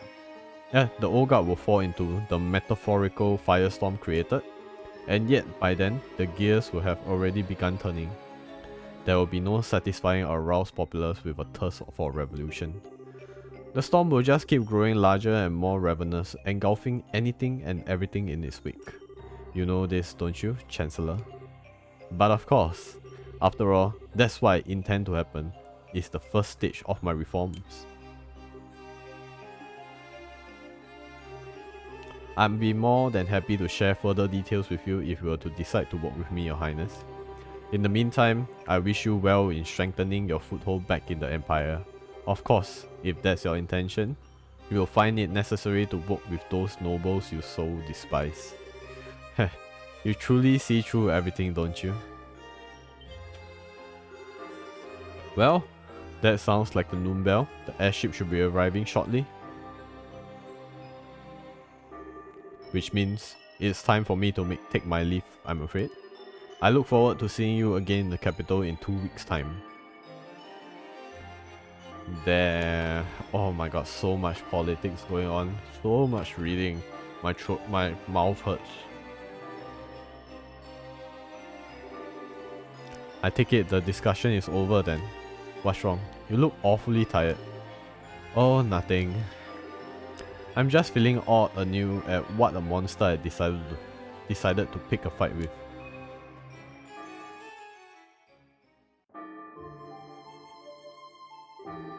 Whoopsie. I think it's probably about time for the airship to arrive. I'm going to have to stop you there and get going. What? See ya, Siege. Next time I see you, I'll bring you some Erebonian salami as souvenir, okay? Screamy. Wait. Are you planning to just disappear without telling me anything a second time? Oh, got an important question for you. Did you fall in love with someone while I was away? hit the nail on the head, huh? Ah, that's so cute. First love, right? How's that feel? Heart off, a flutter in 1 minute, end of the world the next? Don't you dare start teasing me. The PNG reaction makes it like cute. But you are right. I did. He rejected me in this very spot not that long ago. Wait, you are joking, right? There's a coincidence I didn't see coming. I'm not sure about that.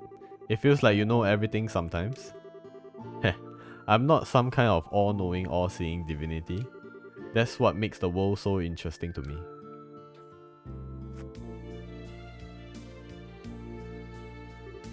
Oh, I'm happy for you, Chloe. Knowing the pain of lost love's what makes a girl blossom, in my humble opinion.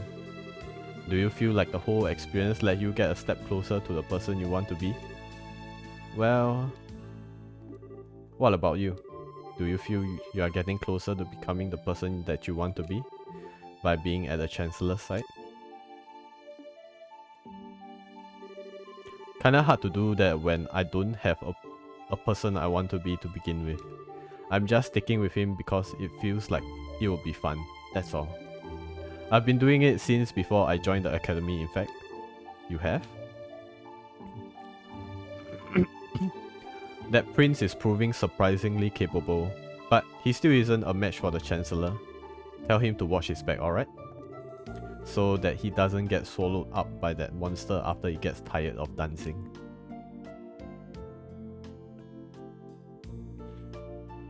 Is he like scratching his head, or is he like making a hand sign to say bye bye? Goodbye, Lester.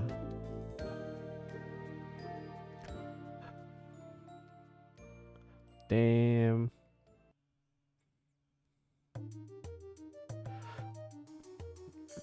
Man, it's still going. This is a fairly long one, to be honest.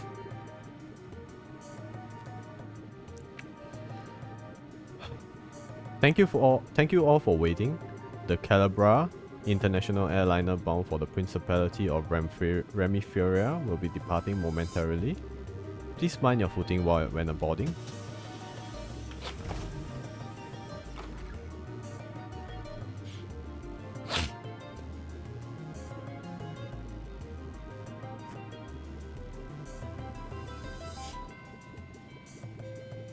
Oh, is the RSU like in the opposite side?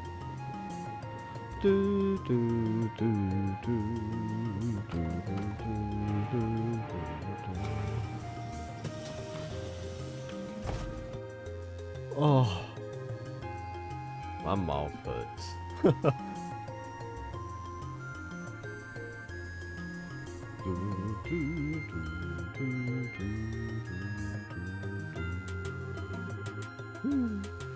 So that was the Blood and Iron Chancellor?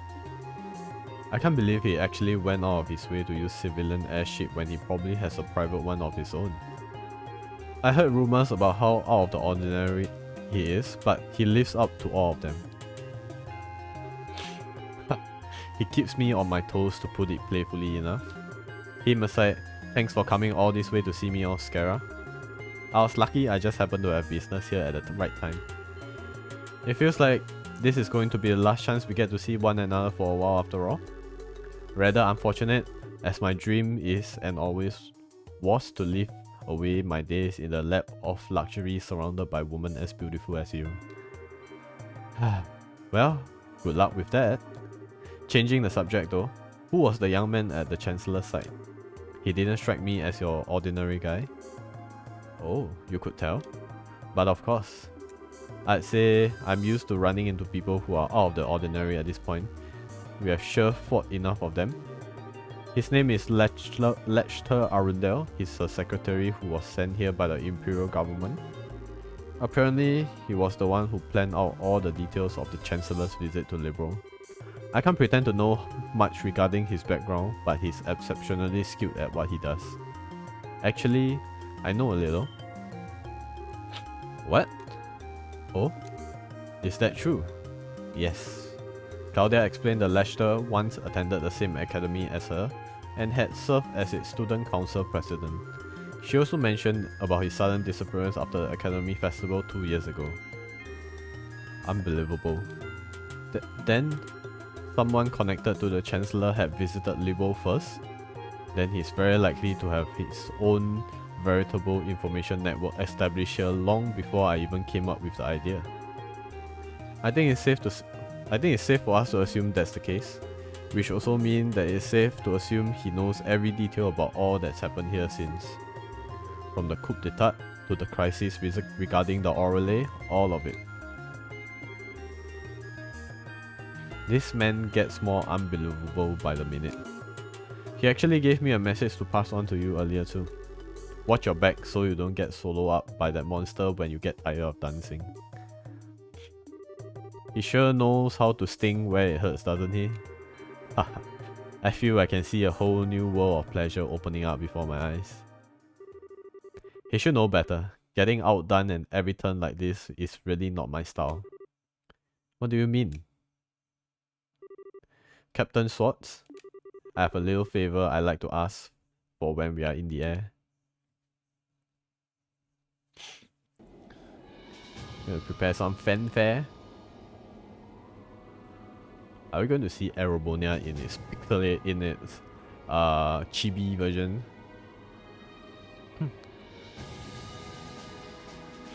Will we get see a tidbit of Crossbell though?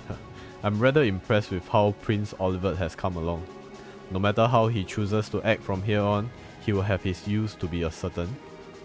You would say that given that you think of everyone as your pawns. There's me, the prince, that's society.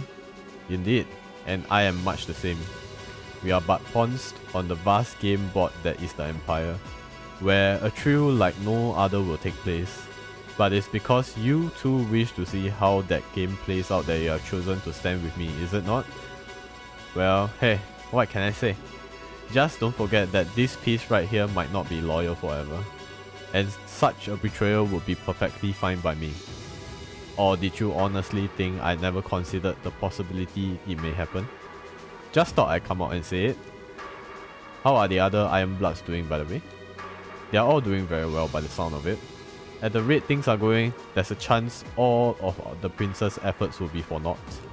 Perhaps I ought to hold back a little on him. You sure don't pull any punches, do you? You know something? I wouldn't write him off so easily if I were in your shoes. What?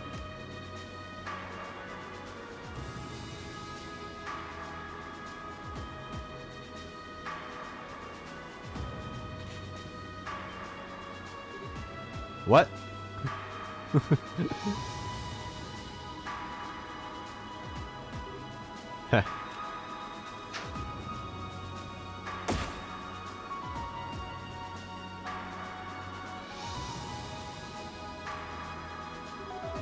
This looks like rose petals. If you look out on the windows on the right hand side of the airship, you will be able to see the famous high-speed RCO. We have been informed that it is on its way to Imperial Capital with Prince Oliver of the Aerobonia on board. But he has also given us a message to relay to all the passengers on board today. I have to read fast. I give thanks to Ideas for the good fortunes to have been able to meet you today. May your journey be filled with beautiful roses and her blessings. And of course, may your journey to your homes be a safe and pleasant one. That marks the end of his message.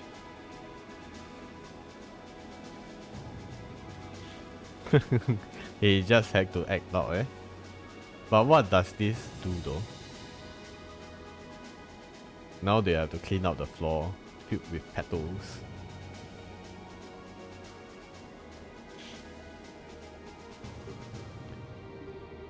I never thought there was a bigger dumbass in this world than me, and yet, here we are.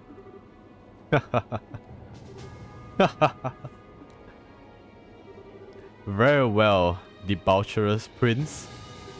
I look forward to seeing what you can do. Show me how long you can hold out against me. Damn. Side story, Return to the Empire finish. Oh man, that was a long one to be honest. Yeah. It's like almost an hour. Or rather, I think it is an hour plus long. Star door. This one was, yeah. Mirror come, mirror go. Sometimes it may be lost, but at times the loss can be regained manifold. Offer 50,000 mirror to me, and we shall open the door. Right. Okay. Let's, I guess, take it a bit slow lah. 2 more doors. We are at door 9 now. Mirror comes and mirror goes. Sometimes it may be lost, but at times that loss can be regained manifold. Offer 50,000 mirror to me, only then shall the door open. Yep. I'm poor. My money. No. Oh, 50k mirror, man. When this game doesn't really give that much mirror.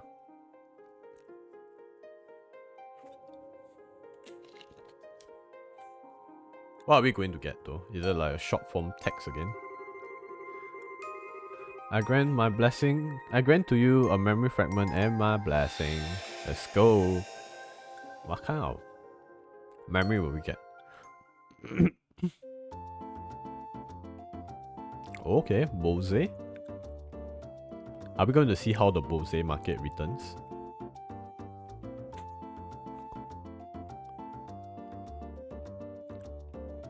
Where is this? Oh, are we going to be following the mayor? Thank you very much for coming today. I love it if you would be able to start coming and pray like this more often. I'm afraid it looks as though I won't have a choice in that matter. If I show any signs of skipping mass lately, Lila gives me a stern lecturing. You are rather fortunate to have someone like her by your side, you know. Nothing is more valuable to a person than someone who will chide them when they seem to be straying from the right path. Oh, I couldn't agree more. I do wish she would go a little easier on me than she currently does, however. Look at it this way, the fact that she doesn't show just how important you are to her. For one thing, I hear you have been exceptionally busy with work these days. I wouldn't be surprised if she hoped to make the time you spend here to be a break from all of that. As frustrating as it is to admit, that's a scarily sound assessment. But she can't keep me away from work forever now, can she? I think I ought to be getting back to it now, so if you'll excuse me, please give my regards to Father Holstein too. Certainly, a good day to you then.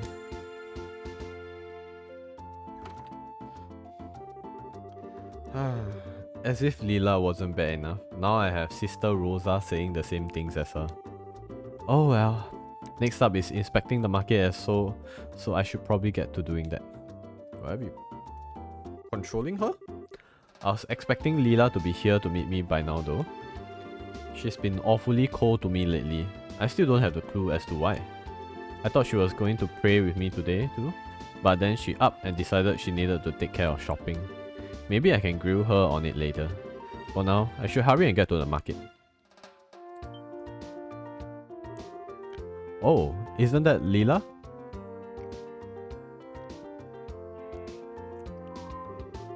Thanks, I really do appreciate your help today. Not at all, I should be saying the same to you. Anyway, if you need anything else, just give me a call. I can always work my way out of whatever's on my schedule to make time for you. I'll certainly keep that in mind. Please do. My little sister's been so excited for the big day already. It will surely be one to remember. Yes, I'm sure. For now, however, I should be going. Oh yeah, the mayor should be about done with mess now, right? Until next time. Farewell for now. Ooh, is she going to get a misunderstanding of her going on a date and everything? Did I just witness what I think I did? So that's why she's been acting so distant towards me lately. I wish she had said something.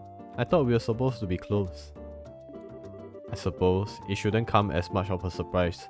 She's a grown woman, and she might seem cold toward people on the outside, but she's a wonderful human being, and a rather attractive one too.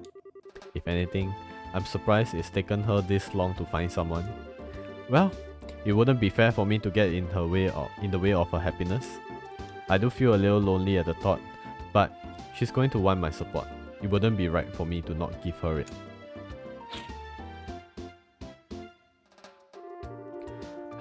I'll have to apologize for being late.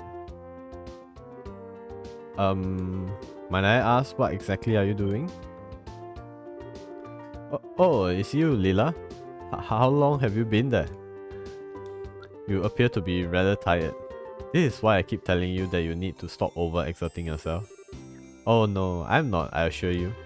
Shall we head to the market? Well, if you say so.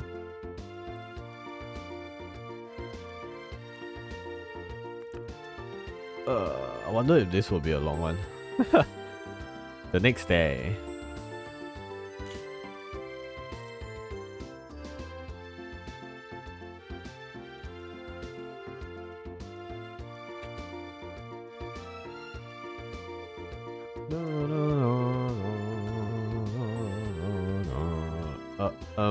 Mayor Maybell?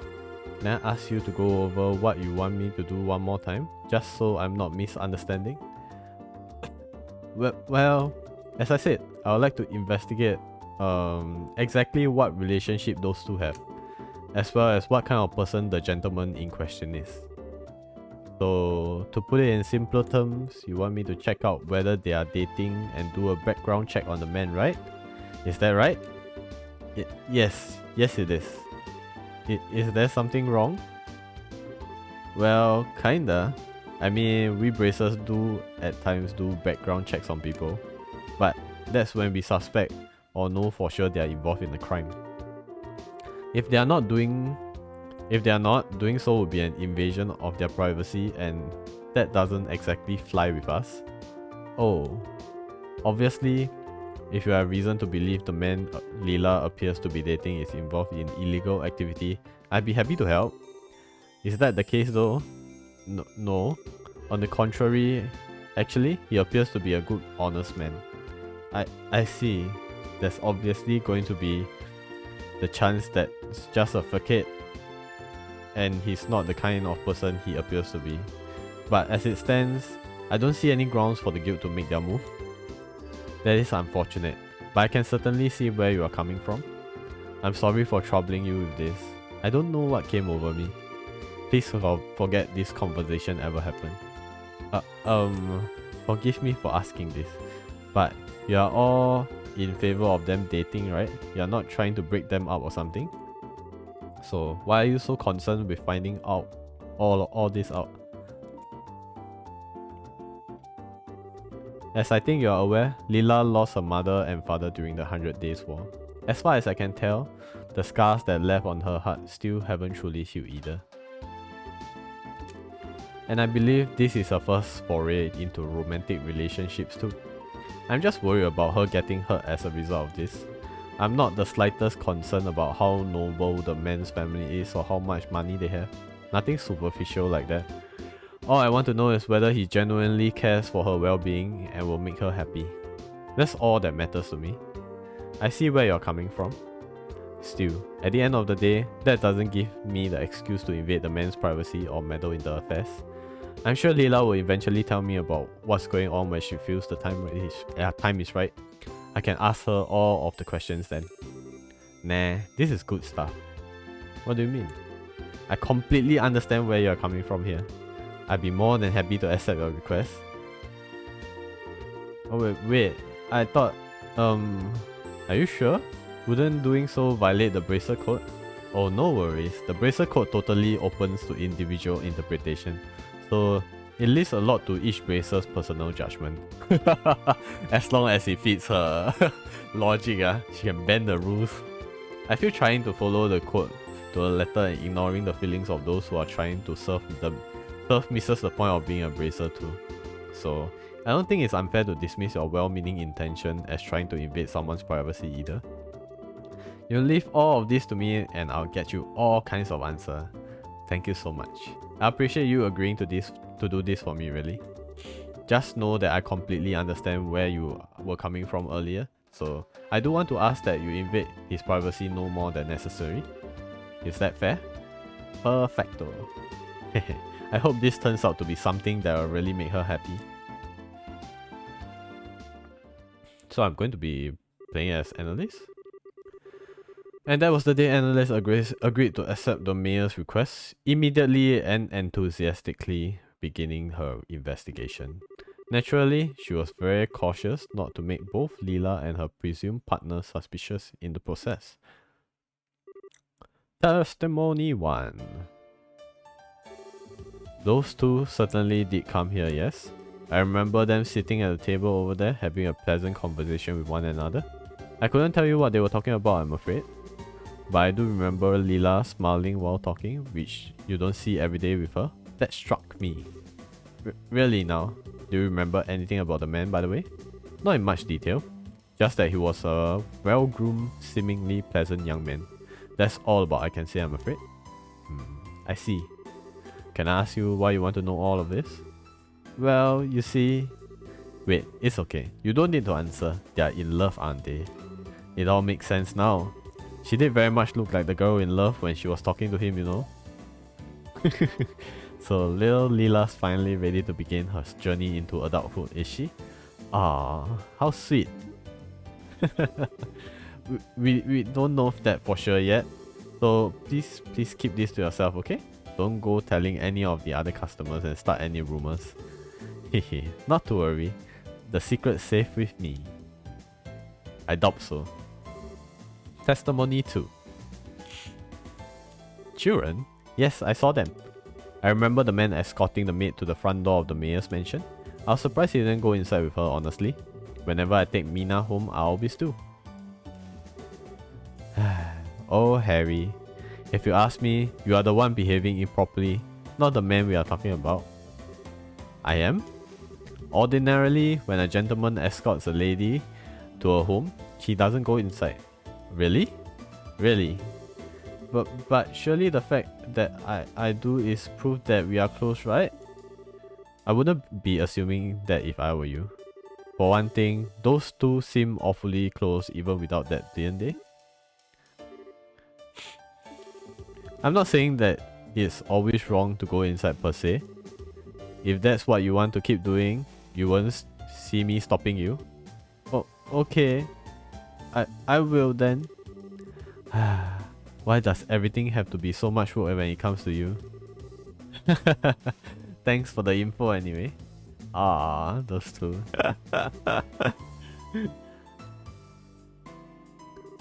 You want to ask about a man who's been spending time with Leela lately?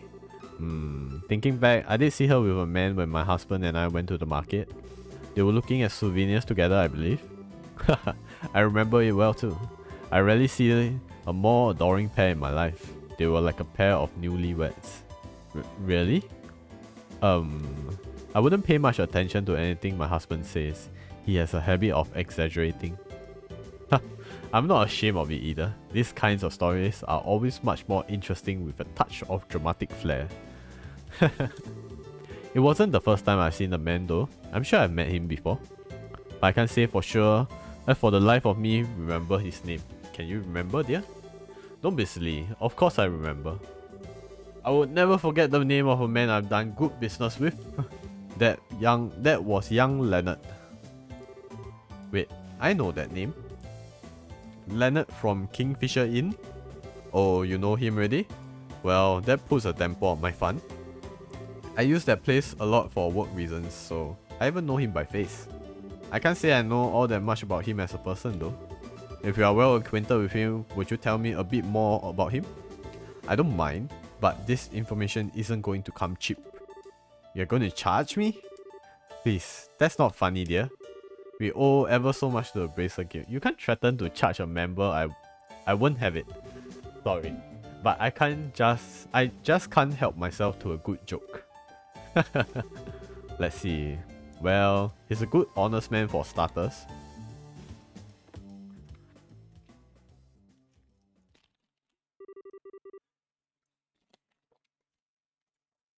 Several days later. Is that the report she's giving him?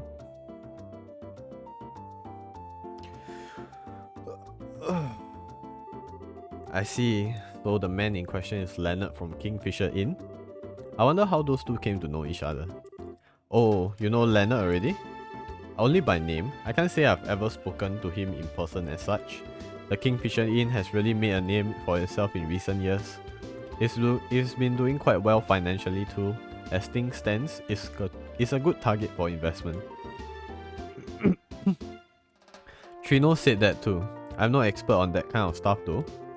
Still, from what I can gather based on your report, their relationship is a healthy one. And you seem to think very highly of Leonard. Oh, absolutely. Even his little sister Sophina is super sweet. I'd say you don't have anything to worry about with them. From what I've gathered, they make for a picture perfect couple, married couple. I like to believe that's still a while off. Then again, if they are really dating, it's a reality I'll have to come to terms with sooner or later. I'm happy for her, but at the same time, I'm a little sad too. I get what you mean. Thank you very much for your report, analyst. It sounds like she's made a fine choice. So, I suppose all I can do now is to wait for her to share the truth with me herself. That sounds like a good plan. Miss Maybell? It's me, Leela. Could I have a little of your time? Oh, speak of the devil. I wonder if the time has finally come. That'd be a funny coincidence, but maybe it has. If it has, then it's just about time I made my exit. I wouldn't want to get in the way. Nonsense. I actually prefer if you stay. If she does tell us what I expect her to, I don't intend to hide the truth of what I asked you to do. Oh, I see. Well, okay then. Miss Maybell? Oh, sorry Leela. Come on in. As you wish. Oh, Miss Analyst? Please do accept my apologies. I didn't realize I was intruding. You're not. Don't mind me. I was just here to give my report on an investigation on behalf of the mayor. I see. So, what brings you here, Leela? Do you have something you want to talk to me about? You could say that yes. I have an important request I wish to make of you. Really now? What would it happen to be? Well, it concerns the Kingfisher Inn near Valeria Lake. My, we were right. Excuse me? Do you think I had no idea what was happening? I already know everything there is to know. How could you possibly? I'm sorry. I actually had analysts here to look into it for me. I was worried about you. You see, you've been behaving so strangely lately. I'm sorry that I did it, but I just couldn't help it myself. I see. There's no need for you to apologize, however. I didn't mean to worry you. Perhaps I should have been more open from the start. Is Leonard being good to you? Damn. Cut right to the chase, why don't ya? He's a very kind man, yes. Why do you ask? That wasn't what I was asking. Oh, you know what I mean, Leela? Is there anything else you want to say on the matter? Well, yes. If it's alright with you, I'd like to get right to discussing the date for the big day. Already? The big day? You have already started mapping it out? We have. We're hoping to keep it a secret for as long as possible in order to surprise you. Naturally, I've made sure everything fits into your schedule. Do I have your okay to begin making the necessary arrangements? Wow, is something wrong? You... What was that? You dummy. I can see why you... I think she got a big misunderstanding there, but it's so funny. I can see why you might have wanted to surprise me, I can. But do you really have to keep this from me until this late in the process?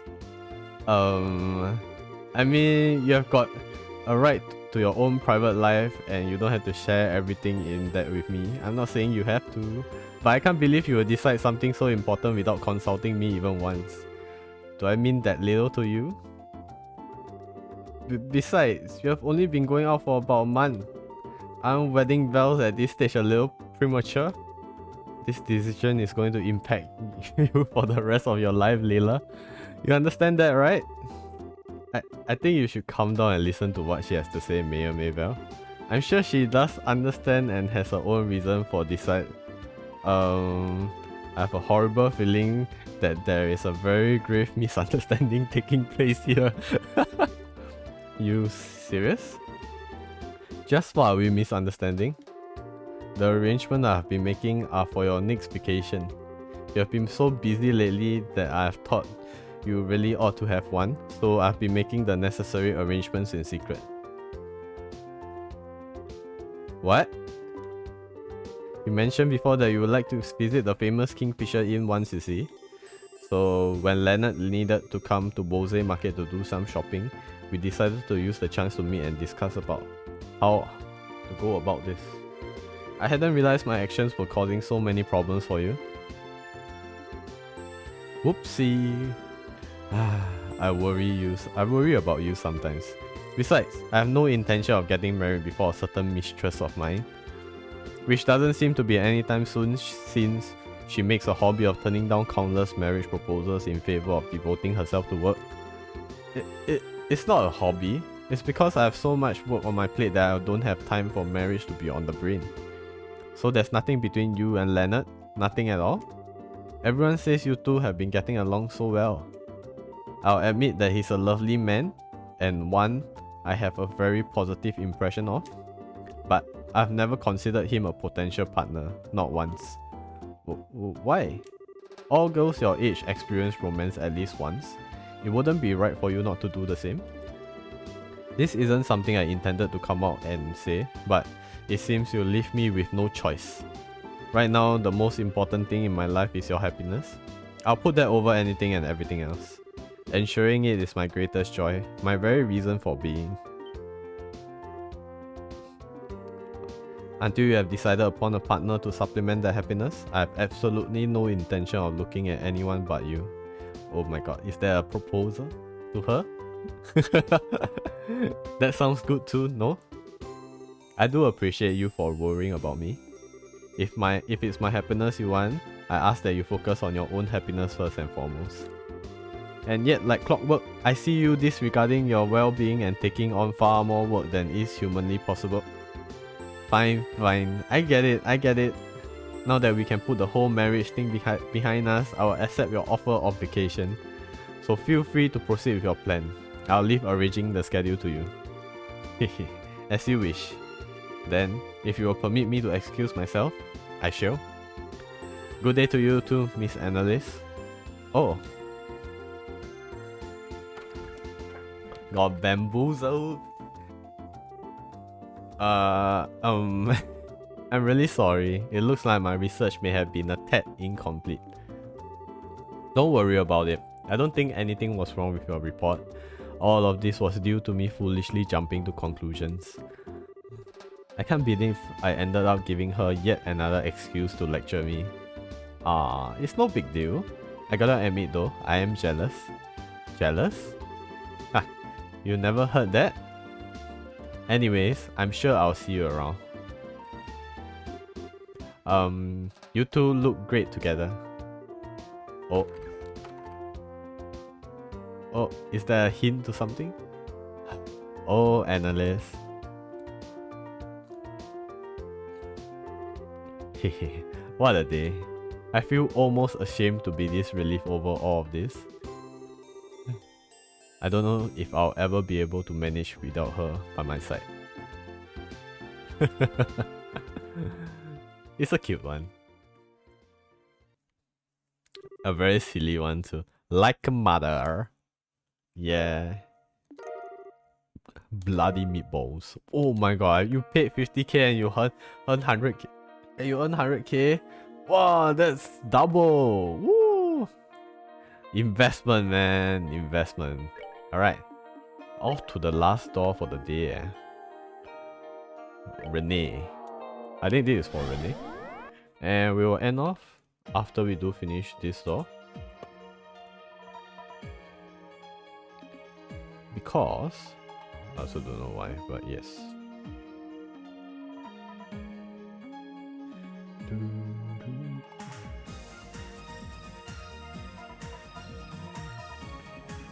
Yep, I'll finish this up, then we'll end off for today. Then we'll complete the remaining the next time round. Like as promised, yeah. We have reached our goal. This is the last door. Bring to me the girl who plays with a giant door. However, inside a trial awaits her. Should this fail to deter you, open the door and step inside. Yep. I guess Renee will have to solo. Hopefully there's no like dumb fights I have to do.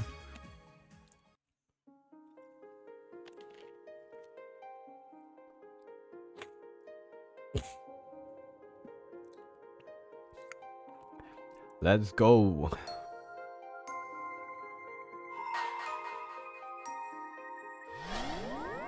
Oh, is this again? Overcome the trial before you, then I shall grant to you a memory fragment and my blessing. Alright, let's go.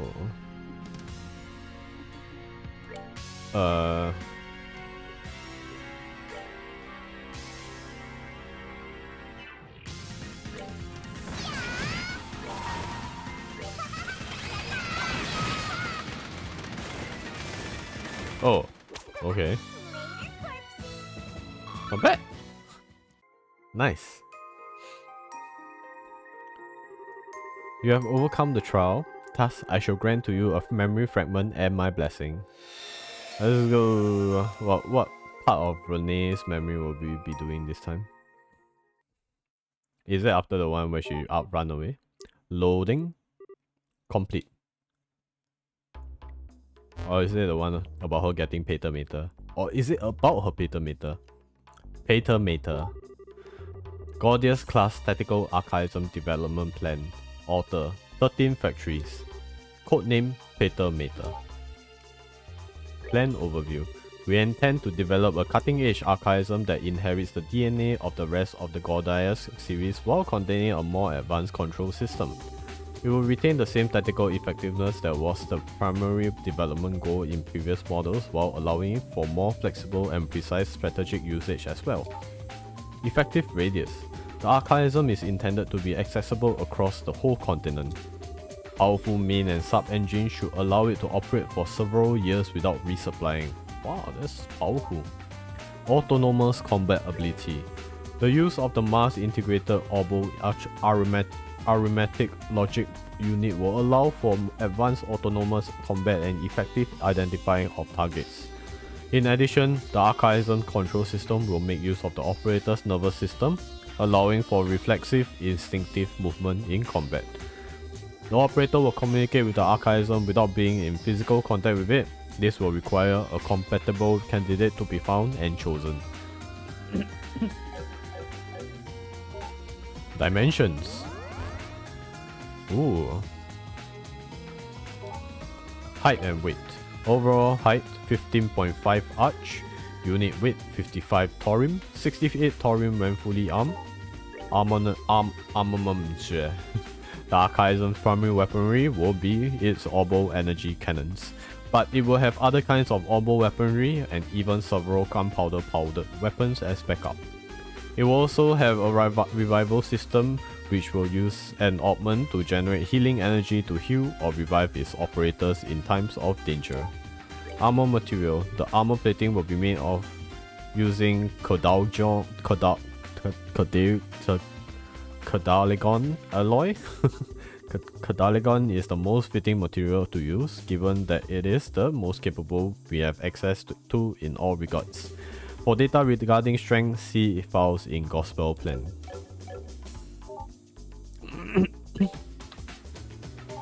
Current progress. New engines. Development is proceeding smoothly in line with the plans drawn by Professor Novartis. Tests have also confirmed that they are already capable of providing power to the actuators.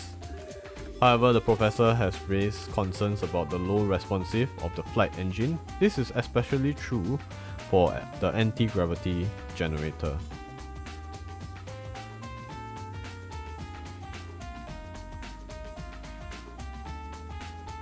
Right. He concluded that the engine as it stands cannot be put into actual use. The possibility of using boosters to provide additional propulsion is under consideration. Actuators. Development of the actuators is experiencing significant difficulty as it isn't possible to simply use the same ones as other archaisms. The increased size of the main weaponry means the archaism's weight during combat is significant, and as a result, problems have been occurring in durability tests, especially with the leg joints. It may be possible to make improvements in this area by using precise control so the weight burden is spread evenly rather than focused on one point. Main armaments. The orbital energy cannons that will serve as its primary armaments have been successfully tested. However, by order of Professor Novartis, the possibility of them becoming twin mounts is being analysed, so they have yet to be equipped. The new orbital engines are expected to be able to provide enough energy to compensate for the necessary increase in output. Control system. Experiments regarding the control system are currently ongoing. For the result of the experiments that have been carried out so far, see a separate entry. Experiment results. Tests of the control system continue to be performed. However, none of the test subjects have been able to realize the expected level of precision we are aiming for. The result of the main test conducted by Professor Novartis and his team can be viewed above. Test results. Test subject. Subject A1, abnormality during phase 2 comatose. Test subject B3, abnormality during phase 3 cardiac arrest. Oh damn. All of the end results is quite bad. Test subject C1, abnormality during phase 1 insanity. Test subject D7, abnormality during phase 2 comatose. Test subject E3, abnormality during phase 2 cardiac arrest. Test subject F2, abnormality during phase 2 comatose. Test subject G4, abnormality during phase 3 comatose. Test subject H1, abnormality during phase 2 comatose. Test subject I6, abnormality during phase 4 mental breakdown. Ooh, all of them have such severe side effects. As can be seen, all of the test subjects have failed to adapt to control the system. Nonetheless, the Society continues to supply test subjects, and we intend to keep performing further experiments. Future development. We have received word from the Society that development is to be temporarily frozen. Their reasoning is that the stability of the control system is in question. From now on, only test subjects carefully chosen by the Society will be taking part in connection tests. Is that it? Oh. Test subject R3, Renee, successfully completed all 4 testing phases. Note, the subject did experience a small degree of flashbacks. Test subject R3 succeeded in communicating with Pater Mater, ascertaining the Society's intention in regards to resuming development. Subject R3 has succeeded in operating Pater Mater, ascertaining the Society's intention in regard to resuming development. What? Sounds like error. Side story. Gordius class experiment report. Finish. Whoa. We are early. We finished early. That was faster than I thought. I thought we would get like Renee's story. Okay, let's see. I guess we can prep for the next week's stream a bit. Then we end off. Yeah, my throat is not my throat. My mouth and everything is a bit tired from reading too much of the dialogue anyway. Oh, we have some dialogues here. Welcome back, everyone.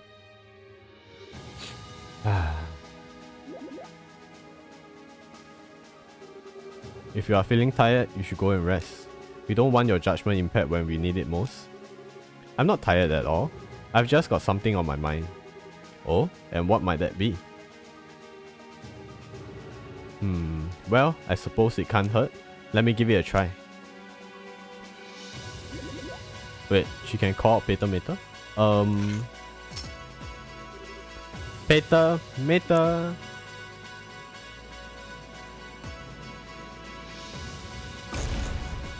Whoa!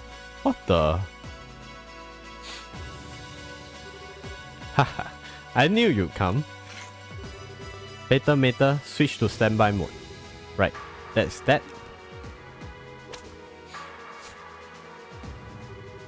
Renee learned the Pater Mater S-Craft. That Pater Mater as Renee S-Craft? Yes. What? Hehe. And why do you all look so surprised? This world can be directly influenced by people's thoughts. We have established that much already. So why wouldn't Pater Mater come for me? Cool. Hehe. Renee gave me quite the surprise when she summoned her friend. Still, while it may have been possible to do so, unexpected actions like this in this world takes a serious toll on you mentally and physically. I would suggest not doing things like that any more than you have to. Well, okay. I'm satisfied as long as I have Pater Mater anyway, so I've got no reason to. So I suppose I can do what I'm told this once. I'm happy to hear that. Value point, blah blah blah. Another checkpoint will check. Oh, they're talking about the breach. Okay, let's set the party. Boss. Next we'll be doing Sun Doors, cause Star Door number 14 requires you to open all doors. So I assume this includes Sun Door and the rest of the other doors. So yeah, let's just do Sun. Bring the girl in a band who takes to the... Only girl in a band? Only girl in a band. Okay. How about... Who loves to fish? Okay. Steal fish, which nothing can move. Choose left or right, only you step inside. Present, okay. Darkness itself. Present to me all of the mystical gems that contain light. Only then. All of the mystical gems? Do I even have those? Okay, Zine, Estelle, and... Okay, let's see. Zine, Estelle, girl with a band. I assume it's her. And Annalise. Okay, then I have to equip Annalise with Genu. Genu is her best weapon, right? Yep. So then after we heal. And yeah, we leave it at that for now. Okay, wait, let me actually, do I still have that site open now? I hope we do. No, we don't. Okay, let me open up Trials, the third doors. Right.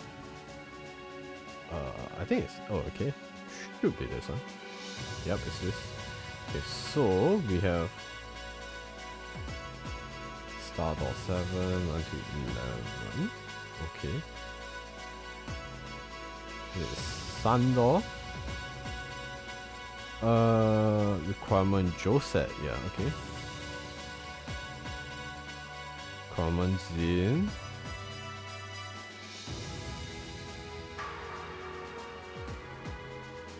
Receive Genu. Okay, yeah. Found the Analyst.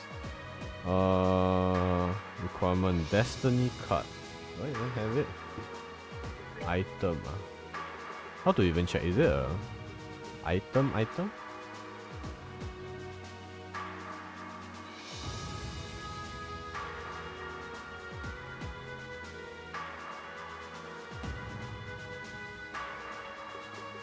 Destiny card. Does it go by? No, it doesn't. Quartz. No, right? I assume. What is Destiny card even?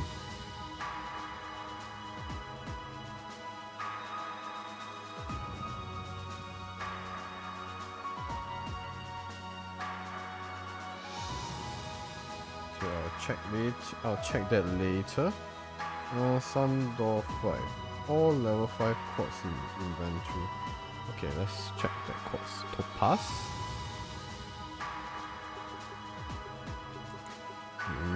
Raj. Right.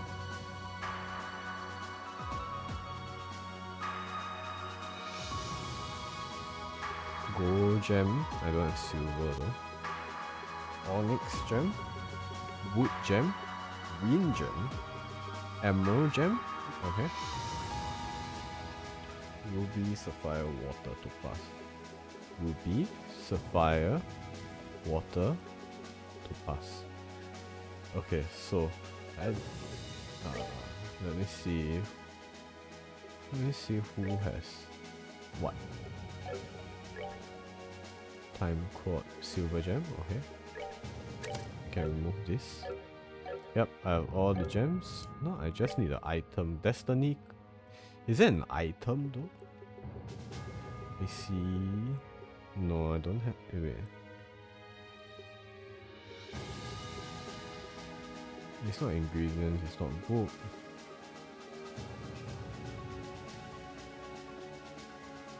Let's see, it says Destiny card though.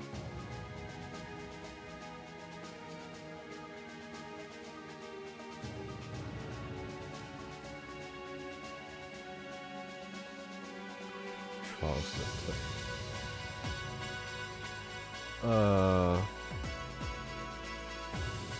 Oh, it's an accessory. I see. Item armor. Is it? Yeah. Night proxy, Luna, long barrel, silver, lighter, glum, white.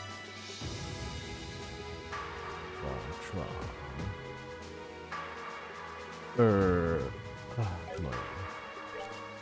Equipment, master beats, skull pendant. Oh, destiny card. Okay.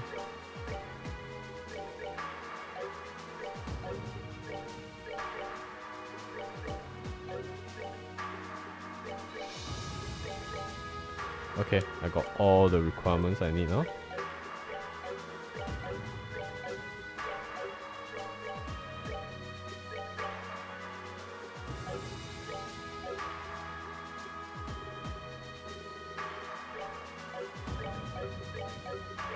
Okay.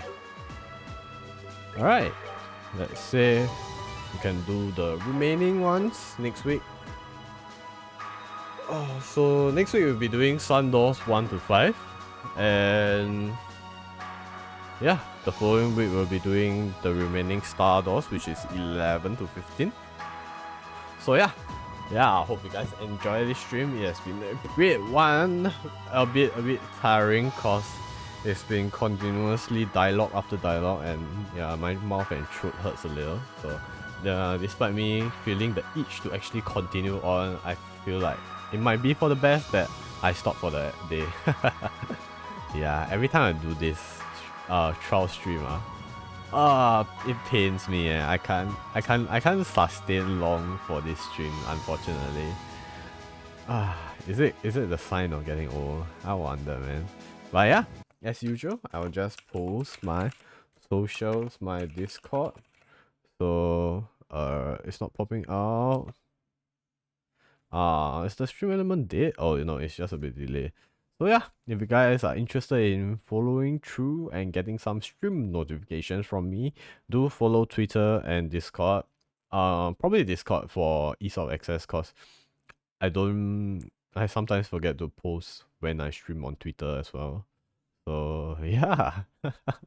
YouTube, TikTok, I do upload edited Twitch clips every 2 days. So yeah, feel free to drop by if you guys are interested in some more extra content, I guess, or maybe contents you might have missed out, or funny moments you might have missed out.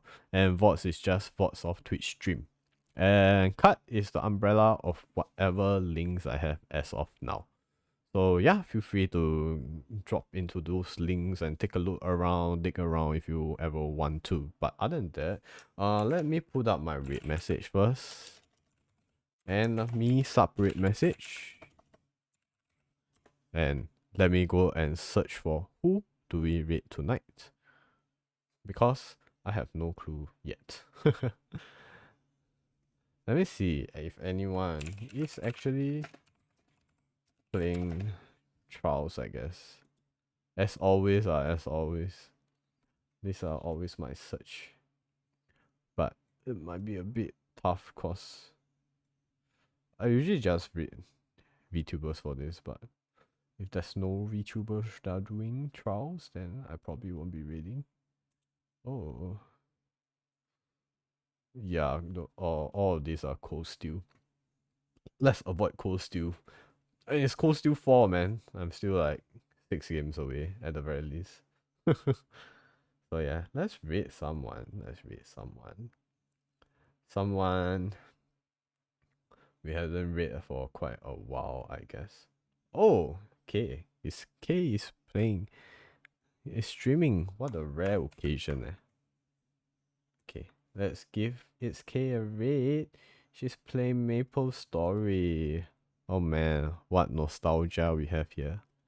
So yeah, and that's it for me.